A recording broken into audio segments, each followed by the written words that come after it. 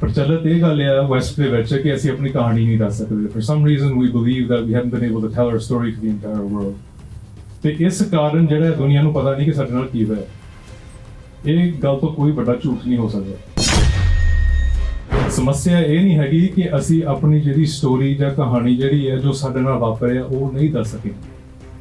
ਸਮੱਸਿਆ ਐਕਚੁਅਲੀ ਇਹ ਆ ਕਿ ਜਿਨ੍ਹਾਂ ਨੂੰ ਅਸੀਂ ਦੱਸ ਰਹੇ ਹਾਂ ਉਹਨਾਂ ਦਾ ਕੋਈ ਵੀ ਇੰਟਰਸਟ ਹੈ ਨਹੀਂ ਸਾਡੇ ਵਿੱਚ ਜਾਂ ਸਾਡੀ ਸਟੋਰੀ ਦੇ ਵਿੱਚ, ਕਰਕੇ ਉਹਨਾਂ ਨੂੰ ਕੋਈ ਫਾਇਦਾ ਨਹੀਂ ਹੈਗਾ। ਜਦੋਂ ਅਸੀਂ ਜਵਾਬਦੇਹ ਬਣ ਗਏ ਹਾਂ ਕੋਈ ਫੋਰਨ ਗਵਰਨਮੈਂਟ ਦੇ ਲਈ, ਕੋਈ ਮਿਨਿਸਟਰ ਲਈ, ਕੋਈ ਪੋਲੀਟੀਕਲ ਪਾਰਟੀ ਲਈ, ਕੋਈ ਪੁਲਿਸ ਲਈ, ਕੋਈ ਮਿਲਟਰੀ ਲਈ, ਉਹਦੇ ਵਿੱਚ ਇਮੀਡੀਏਟਲੀ ਅਸੀਂ ਆਪਣੀ ਗੱਲ ਤੇ ਪਾਣੀ ਫੇਰ ਕੇ ਅਸੀਂ ਗੱਲ ਕਰਾਂਗੇ। ਉੱਥੇ ਨਾ ਸ਼ਾਸਤਰਾਂ ਦੀ ਗੱਲ ਹੋਊਗੀ, ਨਾ ਹਥਿਆਰਬੰਦ ਹੋਣ ਦੀ ਗੱਲ ਹੋਊਗੀ, ਨਾ ਸਾਡੇ ਸ਼ਹੀਦਾਂ ਦੀ ਸਹੀ ਹਿਸਟਰੀ ਦੇ ਨਾਲ, ਇਤਿਹਾਸ ਦੇ ਨਾਲ ਗੱਲ ਹੋਊਗੀ। ਸਭ ਕੁਝ ਮਿਲਾਵਟ ਦੇ ਵਿੱਚ ਇਹ ਚਲੇ ਜਾਣਾ। ਜਦੋਂ ਅਸੀਂ ਕੰਪਰੋਮਾਈਜ਼ ਗੱਲਾਂ ਕਰਨਾ ਪੈਂਦੇ ਆ, ਅਸੀਂ ਹੌਲੀ ਹੌਲੀ ਆਪਣੇ ਆਪ ਨੂੰ ਹੀ ਮਿਟਾ ਰਹੇ ਹਾਂ। ਜਦੋਂ ਅਸੀਂ ਆਪਣੇ ਸ਼ਹੀਦਾਂ ਦੀ ਗੱਲ ਜਿਹੜੀ ਆ ਆਪਣੇ ਟਰਮਸ ਤੇ ਨਹੀਂ ਕਰ ਸਕਦੇ, ਜਦੋਂ ਅਸੀਂ ਸਿੱਖ ਸਿਧਾਂਤਾਂ ਦੀ ਗੱਲ ਸ਼ਰੇਆਮ ਖੁੱਲੇ ਹੋ ਕੇ ਨਹੀਂ ਕਰ ਸਕਦੇ, ਜਿੱਦਾਂ ਉਹ ਬੋਲ ਰਹੇ ਆ, ਗੱਲਾਂ ਕਰ ਰਹੇ ਆ, ਤੇ ਜਿੱਦਾਂ ਉਹ ਇੱਕ ਸਿਰਜ ਰਹੇ ਆ ਇੱਕ এনवायरमेंट ਨੂੰ ਕਿ ਜੇ ਨਸਲਕੁਸ਼ੀ ਹੁੰਦੀ ਹੈ ਜੋ 84 ਚ ਹੋਇਆ, ਲੋਕਾਂ ਨੇ ਖੜ ਕੇ ਤਾੜੀਆਂ ਮਾਰਨੀਆਂ ਕਿ ਇਹ ਵੱਖਵਾਦੀ ਲੋਕ ਨੇ, ਇਹ ਦੇਸ਼ ਧਰੋਹੀ ਨੇ, ਇਹਨਾਂ ਨੇ ਪਾਕਿਸਤਾਨ ਨਾਲ ਰਲ ਕੇ ਸਾਡਾ ਘਾਣ ਕਰਨਾ ਆ।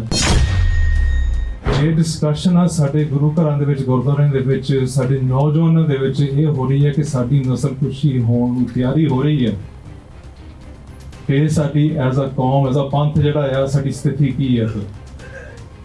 ਕੌਣ ਇਹੋ ਜਿਹੀਆਂ ਗੱਲਾਂ ਕਰਦੇ ਨੇ ਕਿ ਗੁਲਾਮ ਕਰਦੇ ਨੇ। ਜਦੋਂ ਤੁਹਾਨੂੰ ਆਪਣੇ ਆਪ ਨੂੰ ਇਹ ਗੱਲ ਸੋਚਣੀ ਪੈਂਦੀ ਹੈ ਕਿ ਸਾਡੀ ਨਸਲਕੁਸ਼ੀ ਅੱਜ ਫੇਰ ਹੋ ਸਕਦੀ ਹੈ, ਇਹਦਾ ਮਤਲਬ ਤੁਹਾਡਾ ਉਹ ਪ੍ਰੋਟੈਕਸ਼ਨ ਉਹ ਸਟੇਟ ਦੇ ਵਿੱਚ ਕੋਈ ਨਹੀਂ ਹੈਗਾ। ਤੇ ਪ੍ਰੋਟੈਕਸ਼ਨ ਅਸੀਂ ਕਿਹਨੂੰ ਦਿੱਤਾ ਹੈ? ਅਸੀਂ ਸਟੇਟ ਨੂੰ ਦਿੱਤਾ ਹੈ ਕਿ ਸਟੇਟ ਸਾਡੀ ਰਾਖੀ ਕਰੂਗੀ, ਉਹੀ ਸਟੇਟ ਜਿਹਨੇ ਸਾਡੀ ਨਸਲਕੁਸ਼ੀ ਕਰਨੀ ਹੈ। ਜਦੋਂ ਜਨਰਲ ਡਾਇਰ ਨੇ ਇਹ ਗੱਲ ਕੀਤੀ ਸੀਗੀ ਕਿ ਸਾਡਾ ਮਕਸਦ ਇਹ ਨਹੀਂ ਸੀ ਕਿ ਅਸੀਂ ਇੱਥੇ ਬੰਦੇ ਮਾਰਨੇ ਸੀ ਵੱਡੀ ਗਿਣਤੀ ਦੇ ਵਿੱਚ, ਸਾਡਾ ਮਕਸਦ ਇਹ ਸੀ ਕਿ ਅਸੀਂ ਡਰ ਪੈਦਾ ਕਰਨਾ ਸੀ। ਇੰਡੀਅਨ ਸਟੇਟ ਦਾ ਮਕਸਦ ਇਹ ਨਹੀਂ ਸੀ ਕਿ ਹਰਦੀਪ ਸਿੰਘ ਨਿੱਜਰ ਨੂੰ ਮਾਰ ਕੇ ਉਹਨਾਂ ਨੇ ਸਾਨੂੰ ਸਾਰਿਆਂ ਨੂੰ ਮੁਕਾਉਣਾ ਇਸ ਤਰੀਕੇ ਨਾਲ। ਉਹਦਾ ਮਤਲਬ ਇਹ ਆ ਕਿ ਡਰ ਪੈਦਾ ਕਰ ਦੋ ਬਾਹਰਲੇ ਬੈਠੇ ਸਿੱਖਾਂ ਦੇ ਵਿੱਚ ਕਿ ਜੇ ਤੁਸੀਂ ਆਪਣਾ ਸਿਰ ਉਠਾਓਗੇ, ਜੇ ਤੁਸੀਂ ਆਪਣੀ ਆਵਾਜ਼ ਉਠਾਓਗੇ, ਤੁਹਾਡਾ ਵੀ ਇਹੀ ਹਾਸਲ ਹੋਵੇਗਾ। ਜੇ ਉੱਥੇ ਕੋਈ ਨਸਲਕੁਸ਼ੀ ਹੋਣੀ ਹੈ ਸਿੱਖਾਂ ਦੀ ਪੰਜਾਬ ਦੇ ਵਿੱਚ ਜਾਂ ਭਾਰਤ ਦੇ ਵਿੱਚ, ਅਸੀਂ ਕਿਹਦੇ ਵੱਲ ਨੂੰ ਅੱਖ ਕੀਤੀ ਹੈ ਕਿ ਸਾਡੀ ਸਪੋਰਟ ਦੇ ਵਿੱਚ ਕੋਈ ਆਊਗਾ? ਕਿਸੇ ਨੇ ਨਹੀਂ ਆਉਣਾ। ਨੇਟੋ, the UN, ਇਹ ਸਾਰਾ ਕੁਝ ਜਿਹੜੇ ਆ ਇਹ ਇੱਕ ਇੰਟਰਨੈਸ਼ਨਲ ਪੱਧਰ ਤੇ ਵੈਸਟਰਨ ਪੱਛਮ ਦੇ ਦੇਸ਼ਾਂ ਦੇ ਕਿਸੇ ਤੇ ਚੱਲਦੇ ਆ, ਪ੍ਰਾਇਮਰਲੀ ਜਿਹੜਾ ਯੂਨਾਈਟਿਡ ਸਟੇਟਸ ਹੈ। ਉਹ ਤੋਂ ਅੱਗੇ ਇਹਨਾਂ ਨੇ ਕੋਈ ਕਦਮ ਨਹੀਂ ਚੁੱਕਣਾ, ਕਦੀ ਚੁੱਕਿਆ ਵੀ ਨਹੀਂ। ਉਦੋਂ ਚੁੱਕਿਆ ਜਦੋਂ ਇਹਨਾਂ ਦਾ ਇੰਟਰਸਟ ਹੈ।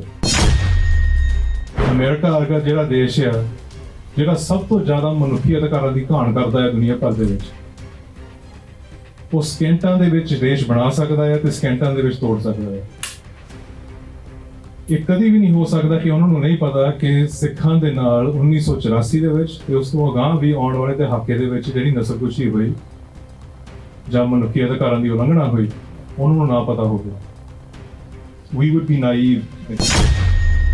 ਜਿਹੜੀ ਅੰਦਰੂਨੀ ਜੰਗ ਹੁੰਦੀ ਹੈ ਦੇਸ਼ ਦੀ, ਉਹ ਉਦੋਂ ਹੁੰਦੀ ਆ ਜਿਹੜੇ ਵਿਕਟਮਸ ਆ ਜਾਂ ਜਿਹੜੇ ਲੋਕ ਕੁਚਲੇ ਜਾ ਰਹੇ ਆ ਉਹ ਹਥਿਆਰ ਚੁੱਕਦੇ ਆ।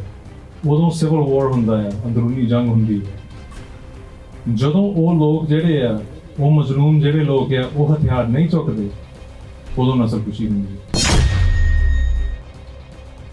ਗੁਰੂ ਪਿਆਰੀ ਸਾਧ ਸੰਗਤ ਦੀ ਗੁਰਫਤਿਹ ਪ੍ਰਵਾਨ ਕਰਨੀ ਜੀ। ਵਾਹਿਗੁਰੂ ਜੀ ਕਾ ਖਾਲਸਾ, ਵਾਹਿਗੁਰੂ ਜੀ ਕੀ ਫਤਿਹ। ਅਫਰੀਕਾ ਦੇ ਵਿੱਚ ਇੱਕ ਕਹਾਵਤ ਆ, ਸਮੇਂ ਤੋਂ ਜਿਹੜੇ ਉਹਦੇ ਲੋਕ ਆ ਉਹ ਇੱਕ ਦੂਜੇ ਨੂੰ ਕਹਿੰਦੇ ਹੁੰਦੇ ਸੀ ਕਿ ਮੇਰੀ ਦੁਆ ਆ ਕਿ ਜਦੋਂ ਮੌਤ ਤੇਰੇ ਲਈ ਆਈ ਤੂੰ ਜਿਉਂਦਾ ਹੋਵੇਂ। 1980 ਦੇ ਵਿੱਚ ਸੰਤ ਜਰਨੈਲ ਸਿੰਘ ਜੀ ਖਾਲਸਾ ਭਿੰਡਰਾਂ ਵਾਲਿਆਂ ਨੇ ਸੰਗਤ ਨੂੰ ਸੰਬੋਧਨ ਕਰਦਿਆਂ ਜ਼ਿਕਰ ਕੀਤਾ ਸੀਗਾ ਕਿ ਸਰੀਰਕ ਮੌਤ ਨੂੰ ਮੈਂ ਮੌਤ ਨਹੀਂ ਗਿਣਦਾ, ਜ਼ਮੀਰ ਦਾ ਮਰ ਜਾਣਾ ਯਕੀਨਨ ਮੌਤ ਹੈ। ਜਿੱਥੇ ਸ਼ਹੀਦੀਆਂ ਦੀ ਗੱਲ ਆਉਂਦੀ ਹੈ, ਨਸਲਕੁਸ਼ੀ ਦੀ ਗੱਲ ਆਉਂਦੀ ਹੈ, ਉੱਥੇ ਸਿੱਖ ਦਾ ਜਿਹੜਾ ਮੌਤ ਦੇ ਨਾਲ ਰਿਸ਼ਤਾ ਆ ਉਹ ਬੜਾ ਜ਼ਰੂਰੀ ਹੈ ਕਿ ਅਸੀਂ ਉਹਨੂੰ ਸਮਝੀਏ। ਜਿੱਥੇ ਮੌਤ ਇੱਕ ਸਜ਼ਾ ਦੇ ਰੂਪ ਦੇ ਵਿੱਚ ਦੇਖੀ ਜਾਂਦੀ ਹੈ, ਉੱਥੇ ਯਕੀਨਨ ਇਹ ਗੱਲ ਹੁੰਦੀ ਹੈ ਕਿ ਜਿਹੜਾ ਇਨਸਾਨ ਹੈ ਜਾਂ ਮਨੁੱਖ ਹੈ, ਉਹਦੇ ਮਨ 'ਚ ਇਹ ਆ ਕਿ ਮੈਨੂੰ ਅੱਗੇ ਦਾ ਨਹੀਂ ਪਤਾ। ਉਹਦਾ ਆਫਟਨ ਇਹੀ ਰੀਜ਼ਨ ਹੁੰਦਾ ਹੈ ਕਿ ਨਾਮ ਅਭਿਆਸ ਗੁਰਮਤ ਰਹਿਤ ਤੋਂ ਇਨਸਾਨ ਜਿਹੜਾ ਹੈ ਸਿੱਖ ਪ੍ਰਤੀ ਉਹ ਵਾਂਝਾ ਹੁੰਦਾ ਹੈ। ਨਹੀਂ ਤਾਂ ਜਿਹੜੀ ਮੌਤ ਆ ਉਹ ਨਾ ਹੀ ਕੋਈ ਉਦਾਸੀ ਵਾਲੀ ਗੱਲ ਆ, ਨਾ ਮਾਯੂਸੀ ਵਾਲੀ ਗੱਲ ਆ, ਤੇ ਨਾ ਹੀ ਉਹਦੇ ਵਿੱਚ ਕੋਈ ਡਰ ਭੈ ਦੀ ਗੱਲ ਹੈ। ਉਹ ਤਾਂ ਇੱਕ ਗੁਰਸਿੱਖ ਦੇ ਲਈ ਘਰ ਵਾਪਸੀ ਹੋ ਜਾਂਦਾ। ਫਿਰ ਮੇਰਾ ਮਤਲਬ ਇਸ ਗੱਲ ਤੋਂ ਸ਼ੁਰੂ ਕਰਨਾ ਇਹੀ ਹੈ ਕਿ ਜਿੱਦਾਂ ਜਿੱਦਾਂ ਇਹ ਗੱਲ ਅੱਗੇ ਵਧਣੀ ਹੈ, ਸਿਰਫ ਅੱਜ ਨਹੀਂ ਪਰ ਆਉਣ ਵਾਲੀਆਂ ਨਸਲਾਂ ਦੇ ਵਿੱਚ ਵੀ, ਉਹਦੇ ਵਿੱਚ ਮੌਤ ਦਾ ਜਿਹੜਾ ਸਿੱਖ ਦੇ ਨਾਲ ਰਿਸ਼ਤਾ ਆ ਉਹ ਬਹੁਤ ਜ਼ਰੂਰੀ ਆ ਕਿ ਛੋਟੀ ਉਮਰ ਤੋਂ ਹੀ ਬੱਚਿਆਂ ਨੂੰ ਇਹ ਜਿਹੜਾ ਅਹਿਸਾਸ ਹੋਣਾ ਚਾਹੀਦਾ ਆ ਕਿ ਇਹ ਸੁਪਨਾ ਆ ਤੇ ਸੱਚ ਕੁਝ ਹੋ ਰਿਹਾ। ਕਿਉਂਕਿ ਜਦੋਂ ਇਹ ਅਹਿਸਾਸ ਹਿਰਦੇ ਦੇ ਵਿੱਚ ਵਸ ਜਾਂਦਾ ਆ, ਉਹਦੇ ਨਾਲ ਜਿਹੜੇ ਜ਼ਿੰਦਗੀ ਦੇ ਵਿੱਚ ਕੋਈ ਵੀ ਕਾਰਨਾਮੇ, ਕੋਈ ਵੀ ਐਕਸ਼ਨ, ਕੋਈ ਵੀ ਅਸੀਂ ਸਟੈਪ ਚੁੱਕਣਾ ਆ, ਕਦਮ ਚੁੱਕਣਾ ਆ ਪੰਥ ਪ੍ਰਤੀ ਜਾਂ ਇੰਡੀਵਿਜੂਅਲ ਪ੍ਰਤੀ, ਉਹਦੇ ਵਿੱਚ ਸਾਨੂੰ ਇਹ ਨਹੀਂ ਹੈਗਾ ਕੋਈ ਭੈ ਜਾਂ ਭੌ ਦੀ ਗੱਲ ਜਿਹੜੀ ਹੈ ਸਾਨੂੰ ਗਲਤ ਪਾਸੇ ਨੂੰ ਲੈ ਜਾਵੇ।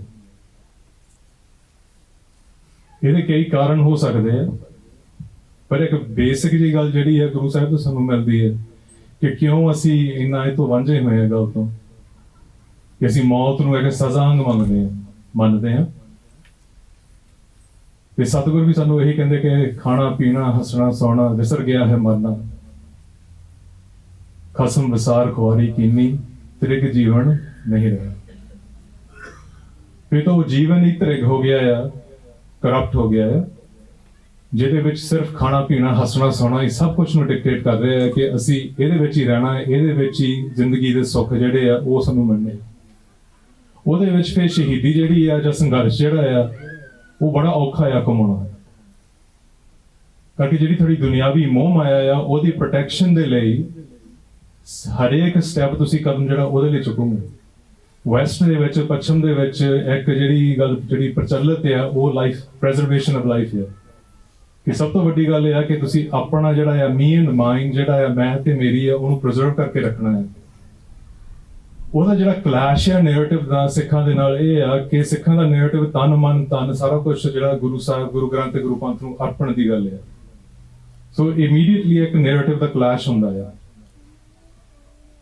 ਤੇ ਉਹ ਨੈਰੇਟਿਵ ਦਾ ਜਦੋਂ ਕਲੈਸ਼ ਹੁੰਦਾ ਆ ਸਾਡੇ ਲਈ ਇੱਕ ਭੰਬਲ ਭੂਸੇ ਦੀ ਗੱਲ ਬਣ ਜਾਂਦੀ ਹੈ। ਉਹਦੇ ਵਿੱਚ ਫਿਰ ਨੈਰੇਟਿਵ ਜਿਹੜਾ ਸਿਰਜਣਾ ਆ, ਸਾਡੇ ਇੱਕ ਇੱਕ ਬੋਲ ਜਿਹੜਾ ਆ ਉਹ ਜ਼ਰੂਰੀ ਹੋ ਜਾਂਦਾ ਹੈ। ਮਿਡਲ ਈਸਟ ਦੇ ਵਿੱਚ ਇੱਕ ਫਿਲਾਸਫਰ ਜਿਹੜਾ ਸੀਗਾ ਅਮੀਲ ਕਾਲ ਕਬਰਾਲ, ਉਹਨੇ ਇੱਕ ਗੱਲ ਆਖੀ ਸੀਗੀ ਕਿ ਆਪਣੇ ਹੀ ਪੰਥ ਨੂੰ ਕਿ ਸਾਡਾ ਇੱਕ ਇੱਕ ਕਦਮ, ਸਾਡਾ ਇੱਕ ਇੱਕ ਬੋਲ ਇਹੋ ਜਿਹਾ ਹੋਵੇ ਕਿ ਅਸੀਂ ਸਿਰਫ ਤੇ ਸਿਰਫ ਆਪਣੇ ਇਤਿਹਾਸ, ਆਪਣੇ ਵਰਤਮਾਨ ਤੇ ਆਪਣੀ ਆਉਣ ਵਾਲੀਆਂ ਨਸਲਾਂ ਨੂੰ ਅਸੀਂ ਜਵਾਬ ਦੇਂ, ਅਸੀਂ ਹੋਰ ਕਿਸੇ ਨੂੰ ਜਵਾਬ ਦੇ ਨਹੀਂ ਹੈਗੇ। ਤੇ ਜੇ ਅਸੀਂ ਇਹ ਜਿਹੜੀ ਕਹਾਵਤ ਹੈ ਜਾਂ ਇਹ ਕੋਟ ਹੈ ਇਹਨੂੰ ਅਸੀਂ ਸਿੱਖ ਪ੍ਰਤੀ ਲੈਣਾ ਹੈ ਕਿ ਅਸੀਂ ਸਿਰਫ ਆਪਣੇ ਬਜ਼ੁਰਗਾਂ ਨੂੰ ਇਸ ਸਮੇਂ ਦੇ ਵਿੱਚ ਜਿਹੜੇ ਸਾਡੇ ਬੱਚੇ ਆ ਇਹਨਾਂ ਨੂੰ ਤੇ ਗਾਂ ਇਹਨਾਂ ਦੇ ਬੱਚਿਆਂ ਦੇ ਜਿਹੜੇ ਬੱਚੇ ਹੋਣੇ ਆ ਆਉਣ ਵਾਲੀਆਂ ਨਸਲਾਂ, ਅਸੀਂ ਉਹਨਾਂ ਨੂੰ ਮੂੰਹ ਦਿਖਾਉਣਾ ਹੈ, ਉਹਨਾਂ ਨੂੰ ਜਵਾਬ ਦੇਣਾ ਹੈ, ਅਸੀਂ ਹੋਰ ਕਿਸੇ ਨੂੰ ਜਵਾਬ ਦੇ ਨਹੀਂ ਹੈਗੇ। ਕਿਉਂਕਿ ਜਦੋਂ ਅਸੀਂ ਜਵਾਬ ਦੇ ਬਣ ਗਏ ਆ ਕੋਈ ਫੋਰਨ ਗਵਰਨਮੈਂਟ ਦੇ ਲਈ, ਕੋਈ ਮਿਨਿਸਟਰ ਲਈ, ਕੋਈ ਪੋਲੀਟੀਕਲ ਪਾਰਟੀ ਲਈ, ਕੋਈ ਪੁਲਿਸ ਲਈ, ਕੋਈ ਮਿਲਟਰੀ ਲਈ, ਉਹਦੇ ਵਿੱਚ ਇਮੀਡੀਏਟਲੀ ਅਸੀਂ ਆਪਣੀ ਗੱਲ ਤੇ ਪਾਣੀ ਫੇਰ ਕੇ ਅਸੀਂ ਗੱਲ ਕਰੂਗੇ। ਉੱਥੇ ਨਾ ਸ਼ਾਸਤਰਾਂ ਦੀ ਗੱਲ ਹੋਊਗੀ, ਨਾ ਹਥਿਆਰਬੰਦ ਹੋਣ ਦੀ ਗੱਲ ਹੋਊਗੀ, ਨਾ ਸਾਡੇ ਸ਼ਹੀਦਾਂ ਦੀ ਸਹੀ ਹਿਸਟਰੀ ਦੇ ਨਾਲ, ਇਤਿਹਾਸ ਦੇ ਨਾਲ ਗੱਲ ਹੋਊਗੀ। ਸਭ ਕੁਝ ਮਿਲਾਵਟ ਦੇ ਵਿੱਚ ਇਹ ਚਲੇ ਜਾਣਾ ਹੈ। ਇੱਥੇ ਜੇ ਅਸੀਂ ਖੜੇ ਹਾਂ, ਸਾਨੂੰ ਪਤਾ ਆ ਕਿ ਜੂਨ 1984 ਦੇ ਵਿੱਚ ਸਿਰਫ ਇਹ ਨਹੀਂ ਸੀਗਾ ਕਿ ਉੱਥੇ ਨਸਲਕੁਸ਼ੀ ਹੋਈ, ਉੱਥੇ ਇੱਕ ਜੰਗ ਹੋਈ। ਜੰਗਾਂ ਜਿਹੜੀਆਂ ਆ ਪਿਛਲੇ ਸਮਿਆਂ ਦੇ ਵਿੱਚ ਵੀ ਦਰਬਾਰ ਸਾਹਿਬ 'ਚ ਹੀ ਹੋਈਆਂ। ਮੈਂ ਇਹ ਤੋਂ ਬੜੇ ਸੌਖੇ ਤਰੀਕੇ ਨਾਲ ਇਹ ਗੱਲ ਅਸੀਂ ਸਾਰਿਆਂ ਨੂੰ ਕੋਈ ਜਵਾਬ ਦੇ ਨਹੀਂ ਹੈਗੇ, ਨਾ ਅਸੀਂ ਕਿਸੇ ਨੂੰ ਕੋਈ ਸਪਸ਼ਟੀਕਰਨ ਦੇਣਾ ਹੈ। ਇੱਕ ਸਟੈਪ ਆਉਂਦਾ ਹੈ ਕਿ ਜਿੱਥੇ ਸਪਸ਼ਟੀਕਰਨ ਦੇਣਾ ਸਾਨੂੰ ਛੱਡਣਾ ਪੈਣਾ ਹੈ ਕਿ ਕਿਹਨੂੰ ਅਸੀਂ ਜਵਾਬ ਦਵਾਂਗੇ। ਪਰ ਪ੍ਰਚਲਿਤ ਇਹ ਗੱਲ ਆ ਵੈਸਟ ਦੇ ਵਿੱਚ ਕਿ ਅਸੀਂ ਆਪਣੀ ਕਹਾਣੀ ਨਹੀਂ ਦੱਸ ਸਕਦੇ for some reason we believe that we haven't been able to tell our story to the entire world ਤੇ ਇਸ ਕਾਰਨ ਜਿਹੜਾ ਦੁਨੀਆ ਨੂੰ ਪਤਾ ਨਹੀਂ ਕਿ ਸਾਡੇ ਨਾਲ ਕੀ ਹੋਇਆ ਇਹ ਗੱਲ ਤੋਂ ਕੋਈ ਵੱਡਾ ਝੂਠ ਨਹੀਂ ਹੋ ਸਕਦਾ ਸਮੱਸਿਆ ਇਹ ਨਹੀਂ ਹੈਗੀ ਕਿ ਅਸੀਂ ਆਪਣੀ ਜਿਹੜੀ ਸਟੋਰੀ ਜਾਂ ਕਹਾਣੀ ਜਿਹੜੀ ਹੈ ਜੋ ਸਾਡੇ ਨਾਲ ਵਾਪਰਿਆ ਉਹ ਨਹੀਂ ਦੱਸ ਸਕੇ ਸਮੱਸਿਆ ਐਕਚੁਅਲੀ ਇਹ ਆ ਕਿ ਜਿਨ੍ਹਾਂ ਨੂੰ ਅਸੀਂ ਦੱਸ ਰਹੇ ਹਾਂ ਉਹਨਾਂ ਦਾ ਕੋਈ ਵੀ ਇੰਟਰਸਟ ਹੈ ਨਹੀਂ ਸਾਡੇ ਵਿੱਚ ਜਾਂ ਸਾਡੀ ਸਟੋਰੀ ਦੇ ਵਿੱਚ ਕਰਕੇ ਉਹਨਾਂ ਨੂੰ ਕੋਈ ਫਾਇਦਾ ਨਹੀਂ ਹੈਗਾ ਇਸ਼ੂ ਐਕਚੁਅਲੀ ਇਹ ਆ ਜਿੰਨੀ ਛੇਤੀ ਅਮਰੀਕਾ ਵਰਗਾ ਜਿਹੜਾ ਦੇਸ਼ ਆ ਜਿਹੜਾ ਸਭ ਤੋਂ ਜ਼ਿਆਦਾ ਮਨੁੱਖੀ ਅਧਿਕਾਰਾਂ ਦੀ ਘਾਣ ਕਰਦਾ ਹੈ ਦੁਨੀਆ ਭਰ ਦੇ ਵਿੱਚ ਉਹ ਸਕਿੰਟਾਂ ਦੇ ਵਿੱਚ ਦੇਸ਼ ਬਣਾ ਸਕਦਾ ਹੈ ਤੇ ਸਕਿੰਟਾਂ ਦੇ ਵਿੱਚ ਤੋੜ ਸਕਦਾ ਹੈ ਇਹ ਕਦੀ ਵੀ ਨਹੀਂ ਹੋ ਸਕਦਾ ਕਿ ਉਹਨਾਂ ਨੂੰ ਨਹੀਂ ਪਤਾ ਕਿ ਸਿੱਖਾਂ ਦੇ ਨਾਲ 1984 ਦੇ ਵਿੱਚ ਤੇ ਉਸ ਤੋਂ ਅਗਾਂਹ ਵੀ ਆਉਣ ਵਾਲੇ ਦਹਾਕੇ ਦੇ ਵਿੱਚ ਜਿਹੜੀ ਨਸਲਕੁਸ਼ੀ ਹੋਈ ਜਾਂ ਮਨੁੱਖੀ ਅਧਿਕਾਰਾਂ ਦੀ ਉਲੰਘਣਾ ਹੋਈ ਉਹਨਾਂ ਨੂੰ ਨਾ ਪਤਾ ਹੋਵੇ we would be naive to think that ਤੇ ਉਹਦਾ ਵੀ ਇੱਕ ਕਾਰਨ ਹੈ ਕਿ ਜਦੋਂ ਤੁਸੀਂ ਇਹੀ ਦਾਇਰੇ ਦੇ ਵਿੱਚ ਰਹਿਣਾ ਆ ਕਿ ਅਸੀਂ ਅਵੇਅਰਨੈਸ ਲਿਆਉਣੀ ਹੈ ਵੈਸਟ ਦੇ ਵਿੱਚ ਗੱਲ ਹੈ ਕਿ ਪੈਰਾਲਿਸਿਸ ਬਾਈ ਐਨਾਲਿਸਿਸ ਕਿ ਤੁਸੀਂ ਹਿੱਲਣ ਜੋਗੇ ਨਹੀਂ ਰਹਿੰਦੇ ਕਿ ਤੁਸੀਂ ਐਨਾਲਿਸਿਸ ਹੀ ਕਰੀ ਜਾਣੀ ਹੈ ਤੁਸੀਂ ਅੱਗੇ ਨਹੀਂ ਵਧਣਾ ਸੋ ਪਿਛੋਕੜ ਦੀ ਗੱਲ ਕਰੀ ਚਲੋ ਪਿਛੋਕੜ ਤੋਂ ਸਿੱਖ ਕੇ ਪਿਛੋਕੜ ਨੂੰ ਇਤਿਹਾਸ ਨੂੰ ਲੈ ਕੇ ਤੁਸੀਂ ਅੱਗੇ ਨਹੀਂ ਵਧ ਸਕਦੇ ਤੁਸੀਂ ਫਸ ਜਾਂਦੇ ਆ ਉੱਤੇ ਕਿਉਂਕਿ ਜੇ ਤੁਸੀਂ ਅੱਗੇ ਵਧਣਾ ਹੈ ਤੁਹਾਨੂੰ ਕਈ ਚੀਜ਼ਾਂ ਬੜੀ ਕਲੈਰਿਟੀ ਦੇ ਨਾਲ ਤੁਹਾਨੂੰ ਦੇਖਣੀਆਂ ਪੈਣੀਆਂ ਕਿ ਅਸੀਂ ਸਾਡਾ ਕਦਮ ਕਿਹੋ ਜਿਹਾ ਹੋਵੇ ਭਾਈ ਬਿਆਨ ਸਿੰਘ ਦਾ ਕਦਮ ਸੀ ਜਿਹਨਾਂ ਦੀ ਅਸੀਂ ਅੱਜ ਗੱਲ ਕਰਨਾ ਹੈ ਤੇ ਉਸ ਤੋਂ ਅੱਗੇ ਜਿਹੜੀ ਨਸਲਕੁਸ਼ੀ ਹੁੰਦੀ ਹੈ ਉਹ ਸਿਰਫ ਇੱਕ ਕਹ ਲਓ ਕਿ ਬੀਬੀ ਦੀ ਉੱਥੇ ਡੈਥ ਹੋਈ ਹੈ ਉਹਨੂੰ ਅਸੈਸੀਨੇਟ ਕੀਤਾ ਗਿਆ ਉਹਦਾ ਸੋਧਾ ਲਾਇਆ ਗਿਆ ਜਿਹੜਾ ਮਰਜ਼ੀ ਸ਼ਬਦ ਵਰਤ ਲਓ ਉਹਦਾ ਜੇ ਅਸੈਸੀਨੇਸ਼ਨ ਹੋ ਗਿਆ ਕੋਈ ਬੰਦਾ ਇਹ ਗੱਲ ਮੰਨ ਸਕਦਾ ਹੈ ਕਿ 24 ਘੰਟਿਆਂ ਦੇ ਵਿੱਚ ਵੀ ਨਹੀਂ ਘੰਟਿਆਂ ਦੇ ਵਿੱਚ ਹੀ ਕਤਲੇਆਮ ਸ਼ੁਰੂ ਹੋ ਜਾਂਦਾ ਹੈ 1984 ਦੇ ਜੂਨ ਦੇ ਵਿੱਚ ਜਦੋਂ ਦਰਬਾਰ ਸਾਹਿਬ ਤੇ ਹਮਲਾ ਹੁੰਦਾ ਆ ਤੇ ਜੰਗ ਉੱਥੇ ਸ਼ੁਰੂ ਹੋ ਜਾਂਦੀ ਹੈ ਅਸੀਂ ਇਹ ਗੱਲ ਮੰਨ ਕੇ ਚੱਲਦੇ ਹਾਂ ਕਿ ਐਟਲੀਸਟ 2 ਤੋਂ 2.5 ਸਾਲ ਦੀ ਤਿਆਰੀ ਦੇ ਨਾਲ ਹਿੰਦੁਸਤਾਨ ਦੀ ਫੌਜ ਜਿਹੜੀ ਹੈ ਉੱਥੇ ਚੜਾਈ ਕਰਕੇ ਆਏ ਤੇ ਉਹਨਾਂ ਦਾ ਆਪ ਦਾ ਜਨਰਲ ਜਿਹੜਾ ਆ ਐਲਕੇ ਸੈਨਾ ਜਿਹੜਾ ਹੈ ਉਹ ਆ ਕੇ ਗੱਲ ਮੰਨਦਾ ਆ ਕਿ ਦੇਹਰਾਦੂਨ ਦੇ ਨੇੜੇ ਉਹਨਾਂ ਨੇ ਇੱਕ ਆਰਮੀ ਕੈਂਟਨਮੈਂਟ ਦੇ ਵਿੱਚ ਇੱਕ ਪੂਰਾ ਰੈਪਲਿਕਾ ਬਣਾ ਕੇ ਦਰਬਾਰ ਸਾਹਿਬ ਦੇ ਉੱਤੇ ਹਮਲੇ ਦੀ ਤਿਆਰੀਆਂ ਕੀਤੀਆਂ ਇਹਦਾ ਮਤਲਬ ਹੈ ਪ੍ਰੀ ਪਲਾਨ ਸੀਗਾ ਪ੍ਰੀ ਡਿਟਰਮਿਨਡ ਸੀ ਕਿ ਅਸੀਂ ਕਰਨਾ ਹੈ ਵੋਟਰ ਲਿਸਟ ਨੂੰ ਵਰਤ ਕੇ ਸਿੱਖਾਂ ਦੇ ਘਰਾਂ ਨੂੰ ਆਇਡੈਂਟੀਫਾਈ ਕਰਕੇ ਹਥਿਆਰ ਵੰਡ ਕੇ ਇਹ ਘੰਟਿਆਂ ਦੇ ਵਿੱਚ ਨਹੀਂ ਹੋ ਸਕਦਾ ਇਹ ਤਿਆਰੀ ਜਿਹੜੀ ਆ ਇਹ ਮਿੱਥੀ ਸੀ ਇਹ ਹੋਣਾ ਆ ਤੇ ਇਸ ਤਰੀਕੇ ਨਾਲ ਹੋਊਗਾ ਜਦੋਂ ਇਹਨੇ ਹੋਣਾ ਹੈ